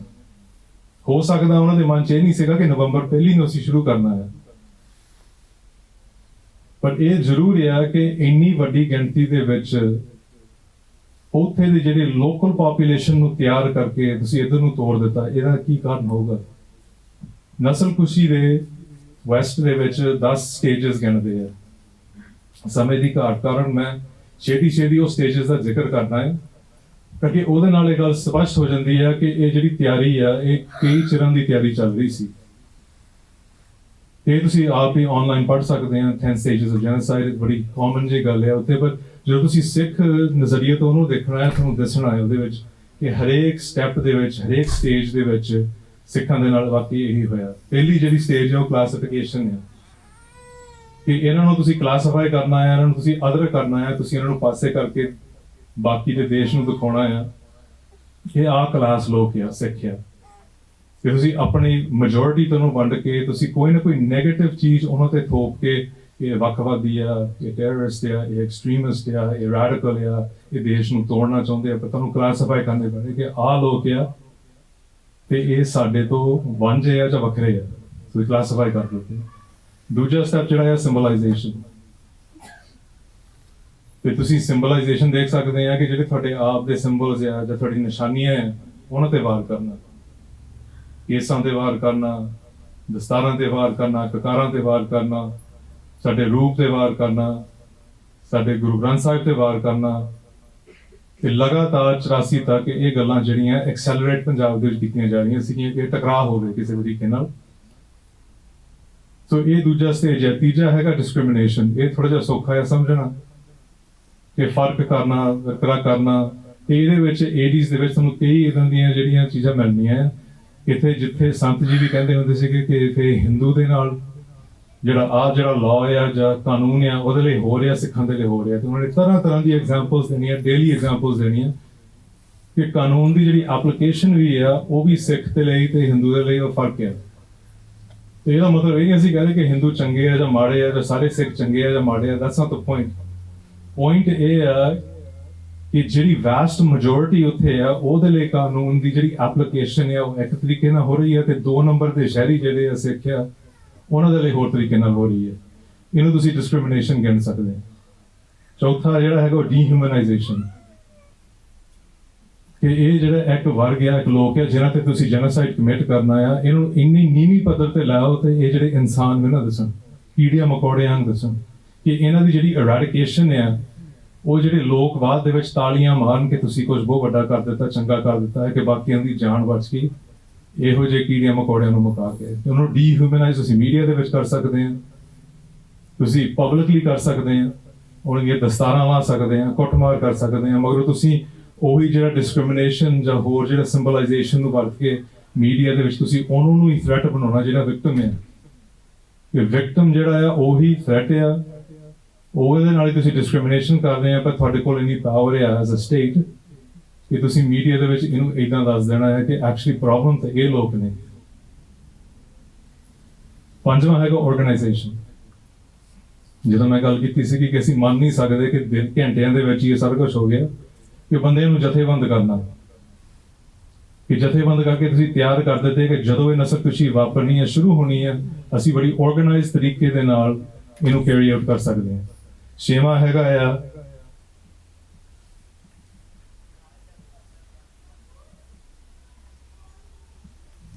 ਮੈਂ ਇੱਥੇ ਦੇਖ ਰਿਹਾ, ਛੇਵਾਂ ਹੈਗਾ ਆ ਪ੍ਰੈਪਰੇਸ਼ਨ। ਤੁਸੀਂ ਇਹਨਾਂ ਨੂੰ ਪ੍ਰਪੇਅਰ ਕਰਨਾ ਕਿ ਲੋਕਾਂ ਦੇ ਹੱਥ ਦੇ ਵਿੱਚ ਤੁਸੀਂ ਵੋਟਰ ਲਿਸਟ ਦੇਣੀ ਹੈ, ਹਥਿਆਰ ਦੇਣੇ, ਇਹ ਸਾਰਾ ਕੁਝ ਤੁਸੀਂ ਜਾ ਕੇ ਉਹਨਾਂ ਨੂੰ ਤੁਸੀਂ ਤਿਆਰੀ ਦੇ ਵਿੱਚ ਲਿਆਉਣਾ ਆ ਕਿ ਉਹ ਕੰਮ ਕਰ ਦੇਣ। ਇਹਦੇ ਨਾਲ ਜਿਹੜਾ 7ਵਾਂ ਹੈ ਉਹ ਪੋਲਰਾਈਜੇਸ਼ਨ ਹੈ। ਪੋਲਰਾਈਜੇਸ਼ਨ ਇਹ ਹੁੰਦਾ ਹੈ ਕਿ ਜਦੋਂ ਤੁਸੀਂ ਝੂਠ ਨੂੰ ਲੈ ਕੇ ਬੜੀ ਮੱਚ ਇੱਕ ਕੌਮ ਦੇ ਖਿਲਾਫ ਵਰਤਣਾ, ਕਿ ਪੂਰਾ ਜਿਹੜਾ ਸਟੇਟ ਆ ਤੁਹਾਡੇ ਨਾਲ ਖੜ ਜਾਵੇ। ਸੋ 1984 ਦੇ ਵਿੱਚ ਜਦੋਂ ਜੂਨ ਦਾ ਹਮਲਾ ਵੀ ਹੋਣਾ ਸੀਗਾ, ਕੀ ਉਹ ਕਾਰਨ ਆ ਕਿ ਜਿਹੜਾ ਪੰਜਾਬ ਦੇ ਵਿੱਚ ਇੱਕ ਹਿੰਦੂ ਵਰਗ ਜਿਹੜਾ ਸੀਗਾ, ਸਾਰੇ ਨਹੀਂ ਪਰ ਇੱਕ ਹਿੰਦੂ ਵਰਗ ਜਿਹੜਾ ਸੀਗਾ, ਉਹਨਾਂ ਨੇ ਲੱਡੂ ਵੰਡੇ ਜਦੋਂ ਦਰਬਾਰ ਸਾਹਿਬ ਤੇ ਹਮਲਾ ਹੋਇਆ। ਇੱਕ ਇਹੋ ਜਿਹੀ ਪੋਲਰਾਈਜੇਸ਼ਨ ਸੀਗੀ ਕਿ ਜਿਹੜੇ ਲੋਕ ਇਕੱਠੇ ਸਦੀਆਂ ਤੋਂ ਰਹਿ ਰਹੇ ਸੀਗੇ, ਕਿ ਜਦੋਂ ਐਡਾ ਵੱਡਾ ਹਮਲਾ ਹੁੰਦਾ ਆ, ਹਜ਼ਾਰਾਂ ਦੀ ਗਿਣਤੀ ਦੇ ਵਿੱਚ ਉੱਥੇ ਜਿਹੜੇ ਇਨਸਾਨ ਆ ਉੱਥੇ ਮਾਰੇ ਜਾਂਦੇ ਆ, ਤੇ ਕਿੰਨਾ ਉਹਨਾਂ ਦੇ ਮਨ ਦੇ ਵਿੱਚ ਆਇਆ ਕਿ ਅਸੀਂ ਲੱਡੂ ਵੰਡਣੇ ਆ। ਹਾਲੇ ਪੋਲਿਟਿਕਸ ਵੱਖਰੀ ਹੋ ਸਕਦੀ ਹੈ, ਪਰ ਇਹ ਜਿਹੜੀ ਇਨਸਾਨੀਅਤ ਦੇ ਤੌਰ ਤੇ ਇਹੋ ਜਿਹਾ ਜਿਹੜਾ ਸਟੈਪਸ ਹੈ ਇਹ ਕਿਹੋ ਜਿਹੇ ਨੇ, ਇਹ ਪੋਲਰਾਈਜੇਸ਼ਨ ਹੁੰਦੀ ਹੈ। 8ਵਾਂ ਹੈਗਾ ਆ ਪਰਸੀਕਿਊਸ਼ਨ, ਕਿ ਇਹਦੇ ਵਿੱਚ ਤੁਸੀਂ ਉਹਨਾਂ ਦੇ ਖਿਲਾਫ ਤੁਸੀਂ ਜਦੋਂ ਵਾਇਲੈਂਸ ਪਬਲਿਕਲੀ ਸ਼ੁਰੂ ਕਰਨਾ, ਕਿ ਤੁਸੀਂ ਸਟੈਪ ਬਾਈ ਸਟੈਪ ਦੇਖ ਰਹੇ ਆ ਕਿ ਪਬਲਿਕ ਓਪੀਨੀਅਨ ਕੀ ਹੈ। ਜੇ ਤੁਸੀਂ ਡਿਸਕ੍ਰਿਮੀਨੇਸ਼ਨ ਕਰਦੇ ਆ, ਤੁਸੀਂ ਕਈ ਤਰੀਕੇ ਨਾਲ ਕਰ ਸਕਦੇ ਆ, ਤੁਸੀਂ ਇਕਨੋਮਿਕਲੀ ਕਰ ਸਕਦੇ ਆ, ਜੌਬ ਪ੍ਰਤੀ ਕਰ ਸਕਦੇ ਆ, ਤੁਸੀਂ ਸਕੂਲਸ ਦੀ ਦਾਖਲੇ ਦੇ ਵਿੱਚ ਕਰ ਸਕਦੇ ਆ। ਪਰਸੀਕਿਊਸ਼ਨ ਜਿਹੜੀ ਹੈ ਉਹ ਫਿਜ਼ੀਕਲ ਰੂਪ ਧਾਰਨ ਕਰ ਦਿੰਦੀ ਹੈ ਕਿ ਹੁਣ ਤੁਸੀਂ ਪਬਲਿਕਲੀ ਕੁੱਟਮਾਰ ਕਰਨੀ ਆ, ਗੋਲੀ ਚਲਾਉਣੀ ਆ, ਤੇ ਤੁਹਾਡਾ ਜਿਹੜਾ ਰਿਐਕਸ਼ਨ ਆ ਬਾਕੀ ਦੇਸ਼ ਦੇ ਵਿੱਚ ਉਹ ਕਿਹੋ ਜਿਹਾ ਹੈ। ਕਿੰਨੀਆਂ ਘਟਨਾਵਾਂ ਜਿਹੜੀਆਂ ਵਰਤੀਆਂ ਆ 1978 ਤੋਂ ਲੈ ਕੇ 84 ਤੱਕ, ਕਿੰਨੀ ਵਾਰੀ ਉੱਥੇ ਗੋਲੀਬਾਰੀ ਹੋਈ ਆ, ਕਿੰਨੀ ਵਾਰੀ ਉੱਥੇ 78 ਦੇ ਵਿੱਚ ਭਾਵੇਂ ਉਹ ਨਰਕਧਾਰੀਆਂ ਦੇ ਨਾਲ ਜਿਹੜਾ ਕਲਾਸ਼ ਭਾਈ ਫੌਜਾ ਸਿੰਘ ਉਹਨਾਂ ਦਾ ਹੋਇਆ, ਜਾਂ ਉਸ ਤੋਂ ਅੱਗੇ ਕਾਨਪੁਰ ਦੇ ਵਿੱਚ, ਜਾਂ ਉਸ ਤੋਂ ਅੱਗੇ ਹਰੇਕ ਹਫ਼ਤੇ ਮਹੀਨੇ ਬਾਅਦ ਉੱਥੇ ਕੋਈ ਨਾ ਕੋਈ ਗੋਲੀ ਜਿਹੜੀ ਚੱਲਦੀ ਸੀਗੀ, ਤੇ ਗੋਲੀ ਸਿੱਖਾਂ ਵੱਲ ਨੂੰ ਹੀ ਚੱਲਦੀ ਸੀ। ਜਦੋਂ ਪਬਲਿਕ ਡਿਸਪਲੇਸ ਤੁਸੀਂ ਪ੍ਰੋਟੈਸਟ ਕਰਨਾ, ਕੋਈ ਮੋਰਚੇ ਲਾਉਣੇ, ਉੱਥੇ ਗੋਲੀ ਚੱਲਣੀ। ਤੇ ਇਹਨੂੰ ਪਰਸੀਕਿਊਸ਼ਨ ਕਹਿ ਸਕਦੇ ਆ, ਕਿਉਂਕਿ ਪਬਲਿਕਲੀ ਦੇਖਣਾ ਸੀਗਾ ਕਿ ਅਸੀਂ ਇਹਨਾਂ ਨੂੰ ਗੋਲੀਆਂ ਮਾਰ ਰਹੇ ਹਾਂ, ਬਾਕੀ ਦਾ ਸਟੇਟ ਜਿਹੜਾ ਹੈ ਉਹ ਕਿੱਦਾਂ ਰਿਸਪੌਂਡ ਕਰ ਰਿਹਾ ਹੈ, ਤੇ ਬਾਕੀ ਦਾ ਸਟੇਟ ਜਿਹੜਾ ਆ ਉਹ ਖੁਸ਼ ਹੋ ਰਿਹਾ ਹੈ, ਉਹਨਾਂ ਨੂੰ ਕੋਈ ਫਰਕ ਨਹੀਂ ਹੈਗਾ। ਇਸ ਪੂਰੇ ਸਮੇਂ ਦੇ ਵਿੱਚ 78 ਤੋਂ ਲੈ ਕੇ 84 ਤੱਕ ਕਿਸੇ ਨੇ ਵੀ ਹਿੰਦੁਸਤਾਨ ਦੇ ਵਿੱਚ ਸਿੱਖਾਂ ਦੇ ਲਈ ਕੋਈ ਹਾਲ ਨਾਰਾ ਨਹੀਂ ਮਾਰਿਆ। ਹਾਲਾਂਕਿ ਸਾਡੀ ਜਿਹੜੀ ਫਾਊਂਡੇਸ਼ਨ ਹੈ ਤਾਂ ਸਰਬੱਤ ਦੇ ਭਲੇ ਦੀ ਹੈ। ਅਸੀਂ ਜਿਹੜਾ ਹਾਂ ਦਾ ਨਾਰਾ ਜਿਹੜਾ ਆ ਸਾਰਿਆਂ ਲਈ ਮਾਰਦੇ ਹਾਂ, ਜਿੱਥੇ ਉਹ ਗੁਰਮਤ ਪ੍ਰਤੀ ਜਿਹੜੀ ਗੱਲ ਹੈ ਸਾਡੇ ਲਈ ਜਿਹੜੀ ਠੀਕ ਹੈ, ਅਸੀਂ ਉਹਨਾਂ ਨਾਲ ਖੜਦੇ ਹਾਂ। ਕਿਸੇ ਨਾ ਕਿਸੇ ਰੂਪ ਦੇ ਵਿੱਚ ਲੰਗਰ ਤੋਂ ਲੈ ਕੇ ਸ਼ਾਸਤਰਾਂ ਤੱਕ, ਗੁਰੂ ਤੇਗ ਬਹਾਦਰ ਦਾ ਸੀਸ ਦੇਣ ਤੋਂ ਲੈ ਕੇ ਸਾਡੇ ਮੌਜੂਦਾ ਸੰਘਰਸ਼ ਤੱਕ ਐਗਜ਼ਾਮਪਲ ਉੱਤੇ ਐਗਜ਼ਾਮਪਲ ਸਾਨੂੰ ਮਿਲ ਸਕਦੇ ਆ, ਜਿੱਥੇ ਸਿੱਖਾਂ ਨੇ outside of their own community ਜਾ ਕੇ ਸ਼ਹੀਦੀਆਂ ਪਾਈਆਂ ਆ ਜਾਂ ਕੋਈ ਸੈਕਰੀਫਾਈਸ ਕੀਤੀ ਹੈ। ਪਰ ਇਹ ਰੈਸਿਪਰੋਕੇਟ ਨਹੀਂ ਹੁੰਦਾ ਯੂਜੂਅਲੀ, ਨਾ ਸਾਨੂੰ ਵਾਲੀ ਲੋੜ ਹੈ। ਅਸੀਂ ਨਹੀਂ ਕਹਿੰਦੇ ਕਿ ਅਸੀਂ ਕਰਨਾ ਕਿਉਂਕਿ ਅਸੀਂ ਦੂਜਿਆਂ ਤੋਂ ਕੁਝ ਭਾਲਦੇ ਆ, ਨਹੀਂ ਤਾਂ ਉਹ ਸੇਵਾ ਨਹੀਂ ਹੁੰਦੀ। ਅਸੀਂ ਤਾਂ ਜਿਹੜੀ ਇੱਥੇ ਗੁਰੂ ਘਰ 'ਚ ਵੀ ਸੇਵਾ ਕਰਦੇ ਹਾਂ, ਉਹ 'ਚ ਅਸੀਂ ਕੁਝ ਭਾਲਦੇ ਨਹੀਂ ਹੈਗੇ। ਉਹ ਸੇਵਾ ਤਾਂ ਹੀ ਹੈ, ਸੈਲਫਲੈਸ ਸਰਵਿਸ ਤਾਂ ਹੀ ਅਸੀਂ ਉਹਨੂੰ ਕਹਿੰਦੇ ਆ ਕਿ ਸੇਵਾ ਜਿਹੜੀ ਆ, ਇਹਦੇ ਵਿੱਚ ਇਹ ਅਸੀਂ ਨਹੀਂ ਪਾਉਂਦੇ ਕਿ ਸਾਨੂੰ ਕੁਝ ਮਿਲਣਾ ਇਹਦੇ ਵਿੱਚੋਂ। ਇਹ ਤਾਂ ਗੁਰੂ ਸਾਹਿਬ ਨੇ ਸਾਨੂੰ ਦੱਸਿਆ ਹੈ ਕਿ ਲਗਾਜ਼ਨ ਇਹੀ ਜਿਹੜੀ ਅਸਲ ਸੇਵਾ ਆ। ਜਿਹੜਾ ਨੌਵਾਂ ਆ ਉਹ ਹੈਗਾ ਐਕਸਟਰਮੀਨੇਸ਼ਨ, ਕਿ ਹੁਣ ਜਦੋਂ ਜੈਨੋਸਾਈਡ ਸ਼ੁਰੂ ਹੋ ਗਿਆ, ਇਹਨਾਂ ਨੂੰ ਖਤਮ ਕਰ ਦਿਓ। ਤੇ ਜੈਨੋਸਾਈਡ ਜਿਹੜਾ ਆ ਉਹ ਪੂਰੀ ਤਰ੍ਹਾਂ ਇੱਕ ਕੌਮ ਨੂੰ ਖਤਮ ਕਰਨ ਵਾਲਾ ਸਿਰਫ ਨਹੀਂ ਹੁੰਦਾ। ਜਿਹੜਾ ਉਹਦਾ ਡੈਫੀਨੇਸ਼ਨ ਜਿਹੜਾ ਹੁਣ ਪ੍ਰਚਲਿਤ ਹੋਇਆ ਆ, ਪਪੂਲਰ ਹੋਇਆ ਆ, ਇਟਸ ਇਨ ਫੁੱਲ ਔਰ ਪਾਰਸ਼ਲ ਪਾਰਟ ਦੇ ਵਿੱਚ, ਫੁੱਲ ਔਰ ਪਾਰਟ, ਕਿ ਪੂਰੀ ਤਰ੍ਹਾਂ ਇੱਕ ਕੌਮ ਨੂੰ ਮਿਟਾਉਣਾ ਜਾਂ ਉਹਦੇ ਇੱਕ ਹਿੱਸੇ ਨੂੰ ਕੋਸ਼ਿਸ਼ ਕਰਨੀ ਕਿ ਉਹਨੂੰ ਪੂਰੀ ਤਰ੍ਹਾਂ ਮਿਟਾਉਣਾ। ਪਰ ਇਹ ਨਹੀਂ ਹੈਗਾ ਕਿ ਮਿਟਾਉਣੇ ਪੈਣੇ ਆ। ਸੋ ਇਹ ਨਸਲਕੁਸ਼ੀ ਜਿਹੜੀ ਆ ਕਈ 100 ਬੰਦਿਆਂ ਦੀ ਵੀ ਹੋ ਸਕਦੀ ਹੈ, ਉਹ ਵੀ ਜੈਨੋਸਾਈਡ ਜਿਹੜਾ ਆ ਉਹਨੂੰ ਕਲਾਸੀਫਾਈ ਕੀਤਾ ਗਿਆ ਹੈ। ਤੇ ਮਿਲੀਅਨਸ ਆਫ ਬੰਦਿਆਂ ਦੀ ਵੀ ਹੋ ਸਕਦੀ ਹੈ, ਉਹ ਵੀ ਜੈਨੋਸਾਈਡ ਹੀ। ਉਹਦੀ ਇੰਟੈਂਟ ਹੁੰਦੀ ਹੈ ਕਿ ਪਰਪਸ ਕੀ ਹੈ ਇਹ ਬੰਦੇ ਮਾਰਨ ਦੇ ਵਿੱਚ। ਤੇ 10ਵਾਂ ਜਿਹੜਾ ਆ ਅਖੀਰਲਾ, ਉਹਨੂੰ ਡਿਨਾਇਲ ਕਹਿੰਦੇ ਆ, ਕਿ ਅਸੀਂ ਮੰਨਣਾ ਹੀ ਨਹੀਂ ਕਿ ਅਸੀਂ ਕੀਤਾ। ਇਹ ਦੰਗੇ ਸੀ। ਤੇ ਦੰਗਿਆਂ ਦਾ ਕੀ ਮਤਲਬ ਹੈ ਕਿ ਦੋਨੇ ਪਾਸੇ ਜਿਹੜੇ ਲੜ ਪਏ ਇੱਕ ਦੂਜੇ ਦੇ ਨਾਲ, ਪ੍ਰਾਪਰਟੀ ਡੈਮੇਜ ਹੋਈ, ਥੋੜੇ ਜਿਹੇ ਬੰਦੇ ਮਾਰੇ ਗਏ ਦੋਨੇ ਪਾਸਿਓਂ, ਤੇ ਉਹ ਦੰਗੇ ਹੁੰਦੇ। ਤੇ ਬਹੁਤ ਚਿਰ ਲਈ ਇਹੀ ਸ਼ਬਦ ਜਿਹੜਾ ਆ ਸਾਡੇ ਉੱਤੇ ਥੋਪਿਆ ਗਿਆ ਕਿ ਦੰਗੇ ਹੋਏ। ਸਾਡੇ ਲੋਕ ਵੀ ਇਹ ਪ੍ਰੋਪਾਗੈਂਡਾ ਦੇ ਵਿੱਚ ਆ ਗਏ ਕਰਕੇ ਸਟੇਟ ਦਾ ਮੀਡੀਆ ਹੈ, ਸਟੇਟ ਦਾ ਪ੍ਰੋਪਾਗੈਂਡਾ ਹੈ, ਤੇ ਸਾਡੇ ਮੂੰਹੋਂ ਵੀ ਇਹੀ ਸ਼ਬਦ ਵਰਤਿਆ ਗਿਆ ਸੀ ਕਿ ਦੰਗੇ ਹੋਏ ਸੀ, ਰਾਇਟਸ ਹੋਏ ਸੀ। ਜਦੋਂ ਇਹ ਤੁਸੀਂ 10 ਸਟੇਜਸ ਸੁਣਦੇ ਆ, ਤੁਸੀਂ ਆਪ ਇਹਦੀ ਰਿਸਰਚ ਖੋਜ ਕਰ ਸਕਦੇ ਆ ਕਿ ਇੱਕ ਸਟੇਜ ਦੇ ਵਿੱਚ ਤੁਹਾਨੂੰ ਸਿੱਖ ਪ੍ਰਤੀ ਐਗਜ਼ਾਮਪਲਸ ਮਿਲਣੇ ਆ ਕਿ ਨਵੰਬਰ 1984 ਇਨ ਪਾਰਟਿਕੂਲਰ ਇੱਕ ਨਸਲਕੁਸ਼ੀ ਜੈਨੋਸਾਈਡ ਸੀ। ਤੇ ਉਹ ਜਦੋਂ ਇਨਫਲਿਕਟ ਕੀਤੀ ਗਈ, ਉਹਦਾ ਇੱਕ ਪਰਪਸ ਹੈ। ਸ਼ਾਇਦ ਕਈਆਂ ਨੂੰ ਇਹ ਗੱਲ ਦਾ ਨਹੀਂ ਪਤਾ ਹੋ। ਜਨਰਲ ਡਾਇਰ ਨੇ ਇੱਕ ਆਪਣੇ ਬਿਆਨ ਦੇ ਵਿੱਚ ਗੱਲ ਕੀਤੀ ਸੀਗੀ ਜਲਿਆਂਵਾਲੇ ਬਾਗ ਤੋਂ ਬਾਅਦ, ਕਿ ਉਹਨੇ ਫਿਰ ਦੱਸਿਆ ਕਿ ਜਲਿਆਂਵਾਲੇ ਬਾਗ ਦਾ ਪਰਪਸ ਕੀ ਸੀਗਾ। ਉਹ ਕਹਿੰਦਾ ਕਿ ਇਹ ਪਰਪਸ ਇਹ ਨਹੀਂ ਸੀ ਕਿ ਅਸੀਂ ਥੋੜੇ ਜਿਹੇ ਬੰਦੇ ਇੱਥੇ ਮਾਰਨੇ ਸੀ। ਕਹਿੰਦਾ ਸਾਡਾ ਪਰਪਸ ਇਹ ਸੀ ਥੋੜੇ ਜਿਹੇ ਬੰਦੇ ਮਾਰ ਕੇ ਜਿਹੜੀ ਬਹੁ ਗਿਣਤੀ ਆ ਉਹਨਾਂ ਦੇ ਵਿੱਚ ਡਰ ਪੈਦਾ ਕਰਨਾ ਸੀ। ਉੱਥੇ 700-800 ਬੰਦਾ ਜਿਹੜਾ ਉੱਥੇ ਸ਼ਹੀਦ ਹੋਇਆ ਜਲਿਆਂਵਾਲੇ ਬਾਗ ਦੇ ਵਿੱਚ, ਉਹਦਾ ਪਰਪਸ ਇਹ ਨਹੀਂ ਸੀ ਕਿ 700-800 ਮਾਰਨੇ ਸੀ, 1000 ਮਾਰਨੇ ਸੀ, 2000 ਮਾਰਨੇ ਸੀ। ਪਰਪਸ ਉਹਦਾ ਇਹ ਸੀ ਕਿ ਅਸੀਂ ਜਿਹੜੇ ਬਾਕੀ ਦੇ ਬਚ ਗਏ ਆ ਉਹਨਾਂ 'ਚ ਅਸੀਂ ਡਰ ਪੈਦਾ ਕਰਨਾ ਹੈ। ਇਹ ਜਿਹੜੀ ਗੱਲ ਆ ਇਹ ਜ਼ਰੂਰੀ ਆ ਇੱਥੇ ਸਮਝਣੀ ਕਿ ਇਹ ਜੈਨੋਸਾਈਡ ਦਾ ਪਰਪਸ ਸਿਰਫ ਇਹ ਨਹੀਂ ਹੁੰਦਾ ਕਿ ਅਸੀਂ ਇਹਨਾਂ ਨੂੰ ਫੁੱਲੀ ਫਿਨਿਸ਼ ਕਰਨਾ ਹੈ। ਪਰ ਜਿੱਦਾਂ ਮੈਂ ਗੱਲ ਸ਼ੁਰੂ ਕੀਤੀ ਸੀਗੀ, ਜਦੋਂ ਅਸੀਂ ਕੰਪਰੋਮਾਈਜ਼ਡ ਗੱਲਾਂ ਕਰਨਾ ਪੈਂਦੇ ਆ, ਅਸੀਂ ਹੌਲੀ ਹੌਲੀ ਆਪਣੇ ਆਪ ਨੂੰ ਹੀ ਮਿਟਾ ਰਹੇ ਹਾਂ। ਜਦੋਂ ਅਸੀਂ ਆਪਣੇ ਸ਼ਹੀਦਾਂ ਦੀ ਗੱਲ ਜਿਹੜੀ ਆ ਆਪਣੇ ਟਰਮਸ ਤੇ ਨਹੀਂ ਕਰ ਸਕਦੇ, ਜਦੋਂ ਅਸੀਂ ਸਿੱਖ ਸਿਧਾਂਤਾਂ ਦੀ ਗੱਲ ਸ਼ਰੇਆਮ ਖੁੱਲੇ ਹੋ ਕੇ ਨਹੀਂ ਕਰ ਸਕਦੇ। ਕੱਲ ਅਸੀਂ ਇੱਕ ਡਿਸਕਸ਼ਨ ਦੇ ਵਿੱਚ ਮੈਂ ਬੈਠਾ ਸੀ ਥੋੜੇ ਚਿਰ ਲਈ ਗੁਰਦੁਆਰਾ ਸਾਹਿਬ ਦੇ ਵਿੱਚ। ਉੱਥੇ ਡਿਸਕਸ਼ਨ ਦਾ ਮੁੱਦਾ ਇਹ ਸੀ ਕਿ ਹਾਲਾਤ ਇਹੋ ਜਿਹੇ ਪੰਜਾਬ ਦੇ ਵਿੱਚ, ਹਿੰਦੁਸਤਾਨ ਦੇ ਵਿੱਚ, ਭਾਰਤ ਦੇ ਵਿੱਚ ਇਹੋ ਜਿਹੇ ਬਣ ਰਹੇ ਆ ਕਿ ਇੱਕ ਨਸਲਕੁਸ਼ੀ ਹੋਰ ਹੋ ਸਕਦੀ ਹੈ। ਕਿ ਜੇ ਤੁਸੀਂ ਦੇਖੋਗੇ ਉੱਥੇ ਹਾਲਾਤ ਇਹੋ ਜਿਹੇ ਆ ਕਿ ਰਾਈਟ ਵਿੰਗ ਨੈਸ਼ਨਲਿਜ਼ਮ ਦੇ ਥੱਲੇ, ਮੋਦੀ ਸਰਕਾਰ ਥੱਲੇ ਜਿੰਨੇ ਵੀ ਉਹ ਜਿਹੜੇ RSS type, Shiv Sena type, Bajrang Dal type, ਜਿੰਨੇ ਵੀ ਉਹ ਹਿੰਦੂ ਜਥੇਬੰਦੀਆਂ ਨੇ, ਜੋ ਕਹਿਣਾ ਹੈ ਉਹ ਬਣਦਾ ਕਹਿਣਾ, ਜਿੰਨੀਆਂ ਵੀ ਉਹ ਜਥੇਬੰਦੀਆਂ ਨੇ, ਉਹਨਾਂ ਨੇ ਇੱਕ ਤਿਆਰੀ ਕੀਤੀ ਹੋਈ ਹੈ ਕਿ ਜਿੱਥੇ ਵੀ ਮੁਸਲਮਾਨ ਭਾਈਚਾਰਾ ਜਾਂ ਦਲਿਤ ਭਾਈਚਾਰਾ ਜਾਂ ਸਿੱਖ ਨੇ, ਉੱਥੇ ਜਾ ਕੇ ਹਮਲੇ ਜਿਹੜੇ ਆ ਜਾਂ ਟਕਰਾਅ ਜਿਹੜੇ ਸਪੈਸ਼ਲੀ ਬਾਹਰਲੇ ਸਟੇਟਸ ਦੇ ਵਿੱਚ ਉਹ ਵੱਧ ਰਹੇ ਨੇ। ਤੇ ਜਿਹੜੀ ਪ੍ਰੋਪਾਗੈਂਡਾ ਵੀ ਹੈ ਤੇ ਉਹਨਾਂ ਨੂੰ ਜਿਹੜੀ ਖੁੱਲ੍ਹ ਮਿਲੀ ਹੈ ਕਿ ਜਿੱਦਾਂ ਉਹ ਬੋਲ ਰਹੇ ਆ, ਗੱਲਾਂ ਕਰ ਰਹੇ ਆ, ਤੇ ਜਿੱਦਾਂ ਉਹ ਇੱਕ ਸਿਰਜ ਰਹੇ ਆ ਇੱਕ এনवायरमेंट ਨੂੰ ਕਿ ਜੇ ਨਸਲਕੁਸ਼ੀ ਹੁੰਦੀ ਹੈ, ਜੋ 84 ਚ ਹੋਇਆ, ਲੋਕਾਂ ਨੇ ਖੜ ਕੇ ਤਾਲੀਆਂ ਮਾਰਨੀਆਂ ਕਿ ਇਹ ਵੱਖਵਾਦੀ ਲੋਕ ਨੇ, ਇਹ ਦੇਸ਼ ਧਰੋਹੀ ਨੇ, ਇਹਨਾਂ ਨੇ ਪਾਕਿਸਤਾਨ ਨਾਲ ਰਲ ਕੇ ਸਾਡਾ ਘਾਣ ਕਰਨਾ ਆ। ਇਹ ਪੋਲਰਾਈਜੇਸ਼ਨ ਜਿਹੜੀ ਹੈ ਤੁਹਾਨੂੰ ਜੇ ਅੱਜ ਨਹੀਂ ਦੱਸ ਰਹੀ, ਮੈਂ ਕਹੂੰਗਾ ਤੁਸੀਂ ਜ਼ੋਰ ਨਾਲ ਦੇਖੋ ਇਸ ਗੱਲ ਨੂੰ ਕਿ ਗੱਲ ਕਿੱਧਰ ਨੂੰ ਜਾ ਰਹੀ ਹੈ। ਡਿਸਕਸ਼ਨ ਇਸ ਗੱਲ ਦਾ ਸੀਗਾ ਕਿ ਇੱਕ ਨਸਲਕੁਸ਼ੀ ਹੋਰ ਹੋ ਸਕਦੀ ਹੈ, ਤੇ ਜੇ ਡਿਸਕਸ਼ਨ ਆ ਸਾਡੇ ਗੁਰੂ ਘਰਾਂ ਦੇ ਵਿੱਚ, ਗੁਰਦੁਆਰਿਆਂ ਦੇ ਵਿੱਚ, ਸਾਡੇ ਨੌਜਵਾਨਾਂ ਦੇ ਵਿੱਚ ਇਹ ਹੋ ਰਹੀ ਹੈ ਕਿ ਸਾਡੀ ਨਸਲਕੁਸ਼ੀ ਹੋਣ ਨੂੰ ਤਿਆਰੀ ਹੋ ਰਹੀ ਹੈ, ਫਿਰ ਸਾਡੀ ਐਜ਼ ਅ ਕੌਮ, ਐਜ਼ ਅ ਪੰਥ ਜਿਹੜਾ ਆ, ਸਾਡੀ ਸਥਿਤੀ ਕੀ ਹੈ? ਫਿਰ ਕੌਣ ਇਹੋ ਜਿਹੀਆਂ ਗੱਲਾਂ ਕਰਦੇ ਨੇ? ਇਹ ਗੁਲਾਮ ਕਰਦੇ ਨੇ, ਗੁਲਾਮਾਂ ਦੀਆਂ ਗੱਲਾਂ ਆ। ਜਦੋਂ ਤੁਹਾਨੂੰ ਆਪਣੇ ਆਪ ਨੂੰ ਇਹ ਗੱਲ ਸੋਚਣੀ ਪੈਂਦੀ ਹੈ ਕਿ ਸਾਡੀ ਨਸਲਕੁਸ਼ੀ ਅੱਜ ਫੇਰ ਹੋ ਸਕਦੀ ਹੈ, ਇਹਦਾ ਮਤਲਬ ਤੁਹਾਡਾ ਉਹ ਪ੍ਰੋਟੈਕਸ਼ਨ ਉਸ ਸਟੇਟ ਦੇ ਵਿੱਚ ਕੋਈ ਨਹੀਂ ਹੈਗਾ। ਤੇ ਪ੍ਰੋਟੈਕਸ਼ਨ ਅਸੀਂ ਕਿਹਨੂੰ ਦਿੱਤਾ ਹੈ? ਅਸੀਂ ਸਟੇਟ ਨੂੰ ਦਿੱਤਾ ਹੈ ਕਿ ਸਟੇਟ ਸਾਡੀ ਰਾਖੀ ਕਰੂਗੀ, ਉਹੀ ਸਟੇਟ ਜਿਹਨੇ ਸਾਡੀ ਨਸਲਕੁਸ਼ੀ ਕਰਨੀ ਹੈ। ਇਹ ਨੌਨਸੈਂਸਿਕਲ ਗੱਲ ਹੈ।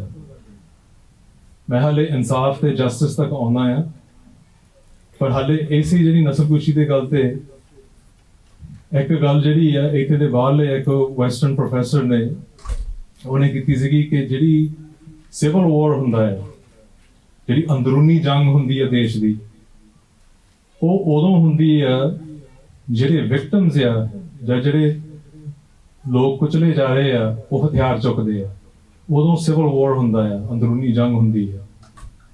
ਜਦੋਂ ਉਹ ਲੋਕ ਜਿਹੜੇ ਆ, ਉਹ ਮਜ਼ਲੂਮ ਜਿਹੜੇ ਲੋਕ ਆ, ਉਹ ਹਥਿਆਰ ਨਹੀਂ ਚੁੱਕਦੇ, ਉਦੋਂ ਨਸਲਕੁਸ਼ੀ ਹੁੰਦੀ ਹੈ।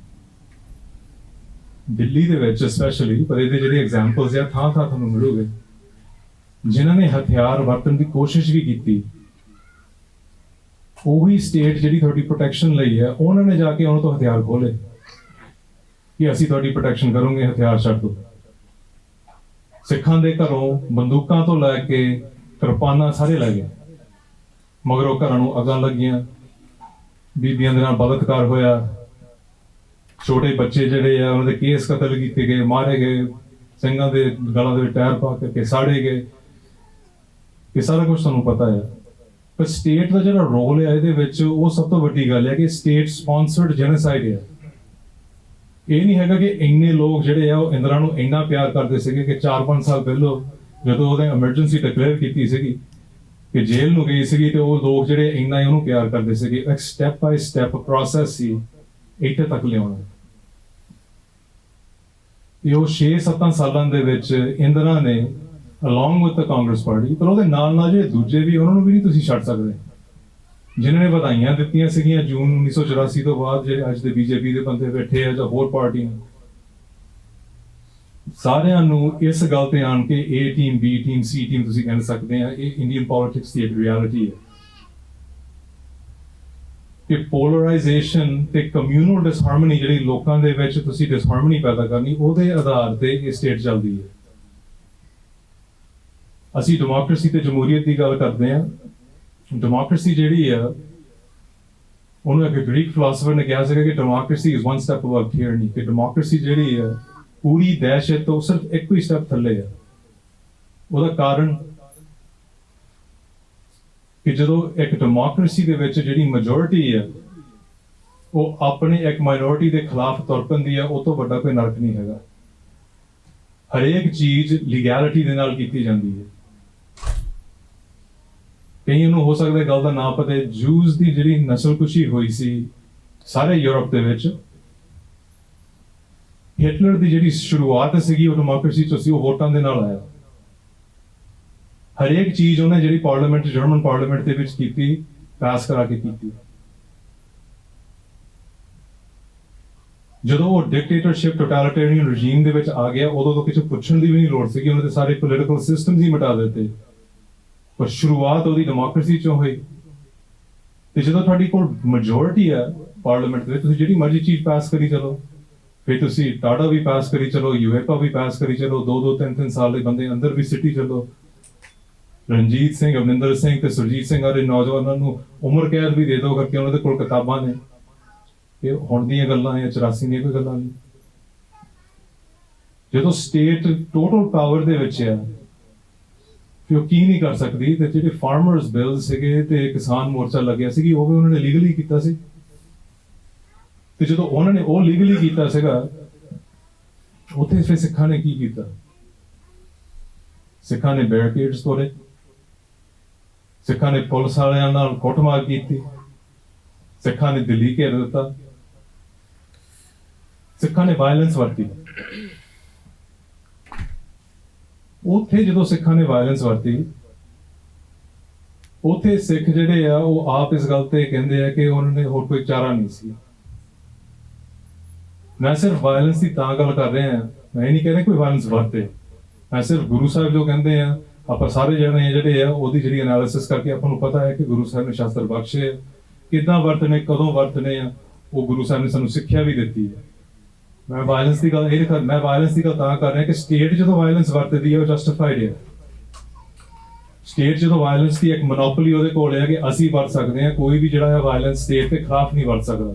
ਜੇ ਉਹ ਖਿਲਾਫ ਵਰਤੂਗਾ ਉਹ ਟੈਰਰਿਸਟ ਹੈ। ਇਹ ਸਿੰਪਲ ਗੱਲ ਹੈ, ਆਪਾਂ ਨੂੰ ਸਾਰਿਆਂ ਨੂੰ ਇਹੀ ਹੁੰਦਾ। ਸੋ ਇਸ ਸਿਚੁਏਸ਼ਨ ਦੇ ਵਿੱਚ ਅਸੀਂ ਕੀ ਕਰ ਸਕਦੇ ਹਾਂ ਕਿ ਜਦੋਂ ਤੁਹਾਡੇ ਕੋਲ ਇੱਕ ਸਟੇਟ ਜਿਹੜੀ ਹੈ ਤੁਹਾਡੀ ਨਸਲਕੁਸ਼ੀ ਕਰਨ ਨੂੰ ਤੁਰ ਪੈਂਦੀ ਹੈ, ਤੇ ਨਸਲਕੁਸ਼ੀ ਮੁੱਕੀ ਨਹੀਂ ਸੀ। ਇਹ ਜਿਹੜਾ ਵਹਿਮ ਹੈ, ਨਸਲਕੁਸ਼ੀ ਦੇ ਰੂਪ ਹੁੰਦੇ ਆ, ਕਲਚਰਲ ਜੈਨੋਸਾਈਡ ਹੁੰਦੇ ਆ, ਲਿੰਗੁਇਸਟਿਕ ਜੈਨੋਸਾਈਡ ਹੁੰਦੇ ਆ, ਮਤਲਬ ਕਿ ਸੱਭਿਆਚਾਰਕ ਜੈਨੋਸਾਈਡ ਹੁੰਦੇ ਆ, ਬੋਲੀ ਦੇ ਜੈਨੋਸਾਈਡ ਹੁੰਦੇ ਆ। ਇਹ ਜਿਹੜਾ ਸ਼ਬਦ ਆ ਥਾਂ ਥਾਂ ਤੇ ਤੁਸੀਂ ਇਹਨੂੰ ਵਰਤ ਸਕਦੇ ਆ। ਇੱਕ ਜਿਹੜਾ ਡਰੱਗ ਐਪੀਡੈਮਿਕ ਆ ਪੰਜਾਬ ਦੇ ਵਿੱਚ, ਜਿਹੜਾ ਨਸ਼ਿਆਂ ਦਾ ਮਾਹੌਲ ਬਣਿਆ ਹੈ, ਇਹ ਵੀ ਇੱਕ ਜੈਨੋਸਾਈਡ ਦਾ ਇੱਕ ਐਕਸਟੈਂਸ਼ਨ ਹੈ। ਕਿਉਂਕਿ ਜੈਨੋਸਾਈਡ ਦੀ ਡੈਫੀਨੇਸ਼ਨ ਦੇ ਵਿੱਚ ਇਹ ਹੈ ਕਿ ਫਿਜ਼ੀਕਲ ਜਾਂ ਸਾਈਕੋਲੋਜੀਕਲ, ਫਿਜ਼ੀਕਲ ਜਾਂ ਮੈਂਟਲ ਜਿਹੜੀ ਇੱਕ ਘਾਣ ਹੁੰਦੀ ਹੈ ਕੌਮ ਦੀ, ਉਹਨਾਂ ਵਿੱਚ ਗਿਣਿਆ ਜਾਂਦਾ ਹੈ। ਤੇ ਡਰੱਗ ਐਪੀਡੈਮਿਕ ਹੋ ਰਿਹਾ ਕੀ ਹੈ, ਜਿਸ ਤਰੀਕੇ ਦੇ ਨਾਲ ਸਟੇਟ ਸਪਾਂਸਰਡ ਇਹ ਡਰੱਗ ਐਪੀਡੈਮਿਕ ਪੰਜਾਬ 'ਚ ਆਇਆ ਹੈ, ਕੋਈ ਵੀ ਮਾਈ ਭਾਈ ਇੱਥੇ ਇਹ ਥੋੜ੍ਹਾ ਕਹਿੰਦਾ ਹੈ ਕਿ ਸਾਡੇ ਬੱਚੇ ਜਿਹੜੇ ਨਸ਼ਿਆਂ ਤੇ, ਉਹ ਨਾਲ ਇਹ ਵੀ ਕਹਿੰਦਾ ਹੈ ਕਿ ਸਟੇਟ ਤੇ ਕਰਕੇ ਹੋਇਆ ਹੈ। ਸਟੇਟ ਦੀ ਜਿਹੜੀ ਐਕਨੋਮਿਕ ਪਾਲਿਸੀ ਹੈ ਪੰਜਾਬ ਦੇ ਵਿੱਚ, ਜਿਹਦੇ ਵਿੱਚ ਮੈਜੋਰਿਟੀ ਜਿਹੜੇ ਆ ਫਿਰ ਉੱਥੇ ਨੌਜਵਾਨ ਜਿਹੜੇ ਪੜ੍ਹ ਲਿਖ ਕੇ ਹਟ ਜਾਂਦੇ ਆ, ਉਹਨਾਂ ਦੀ ਸਿਚੁਏਸ਼ਨ ਕੀ ਬਣਦੀ, ਉਹ ਬੇਰੁਜ਼ਗਾਰ ਹੋ ਜਾਂਦੇ ਆ, ਜਾਂ ਬਾਹਰ ਆਉਣ ਦੀ ਕੋਸ਼ਿਸ਼ ਕਰਦੇ ਆ, ਇੱਕ ਮੈਸ ਮਾਈਗ੍ਰੇਸ਼ਨ ਸ਼ੁਰੂ ਹੋ ਜਾਂਦਾ ਹੈ, ਜਾਂ ਉੱਥੇ ਬੈਠੇ ਬੈਠੇ ਨਸ਼ਿਆਂ ਤੇ ਲੱਗ ਜਾਂਦੇ ਆ। ਤੇ ਸਭ ਕੁਝ ਜਿਹੜਾ ਆ ਉਹਨਾਂ ਸਟੇਟ ਦੇ ਦਾਇਰੇ 'ਚ ਹੋ ਰਿਹਾ ਹੈ। ਪਾਲਿਸੀ ਵੀ ਜਿਹੜੀ ਇਹੀ ਹੈ, ਤਾਂ ਪੰਜਾਬ ਕੋਈ ਇਨਵੈਸਟਮੈਂਟ ਨਹੀਂ ਹੈਗਾ, ਸਾਰਾ ਕੁਝ ਅਸੀਂ ਦੇਖ ਸਕਦੇ ਹਾਂ। ਪਰ ਇਹ ਨਸਲਕੁਸ਼ੀ ਆਕਿਊਪੇਸ਼ਨ ਦੇ ਜਿਹੜੇ ਇੱਕ ਸਿੰਬੋਲਿਕ ਚੀਜ਼ਾਂ ਹੁੰਦੀਆਂ ਜਿਹੜੀ ਦੱਸਦੀਆਂ ਹੈ। ਤੇ ਇਹ ਗੱਲ ਜਿਹੜੀ ਆ ਇਹ ਬਹੁਤ ਜ਼ਰੂਰੀ ਹੈ ਸਾਡੇ ਲਈ ਕਿ ਰਵਾਂਡਾ ਦੇ ਵਿੱਚ ਵੀ ਇੱਕ ਜੈਨੋਸਾਈਡ ਹੋਇਆ ਸੀ 1994 ਦੇ ਵਿੱਚ। ਰਵਾਂਡਾ ਦੇ ਵਿੱਚ hundreds of thousands ਜਿਹੜੇ ਲੋਕ ਹੈ, ਲੱਖਾਂ ਹੀ ਲੋਕ ਉੱਥੇ ਜਿਹੜੇ ਜੈਨੋਸਾਈਡ ਵਿੱਚ ਮਾਰੇ ਗਏ।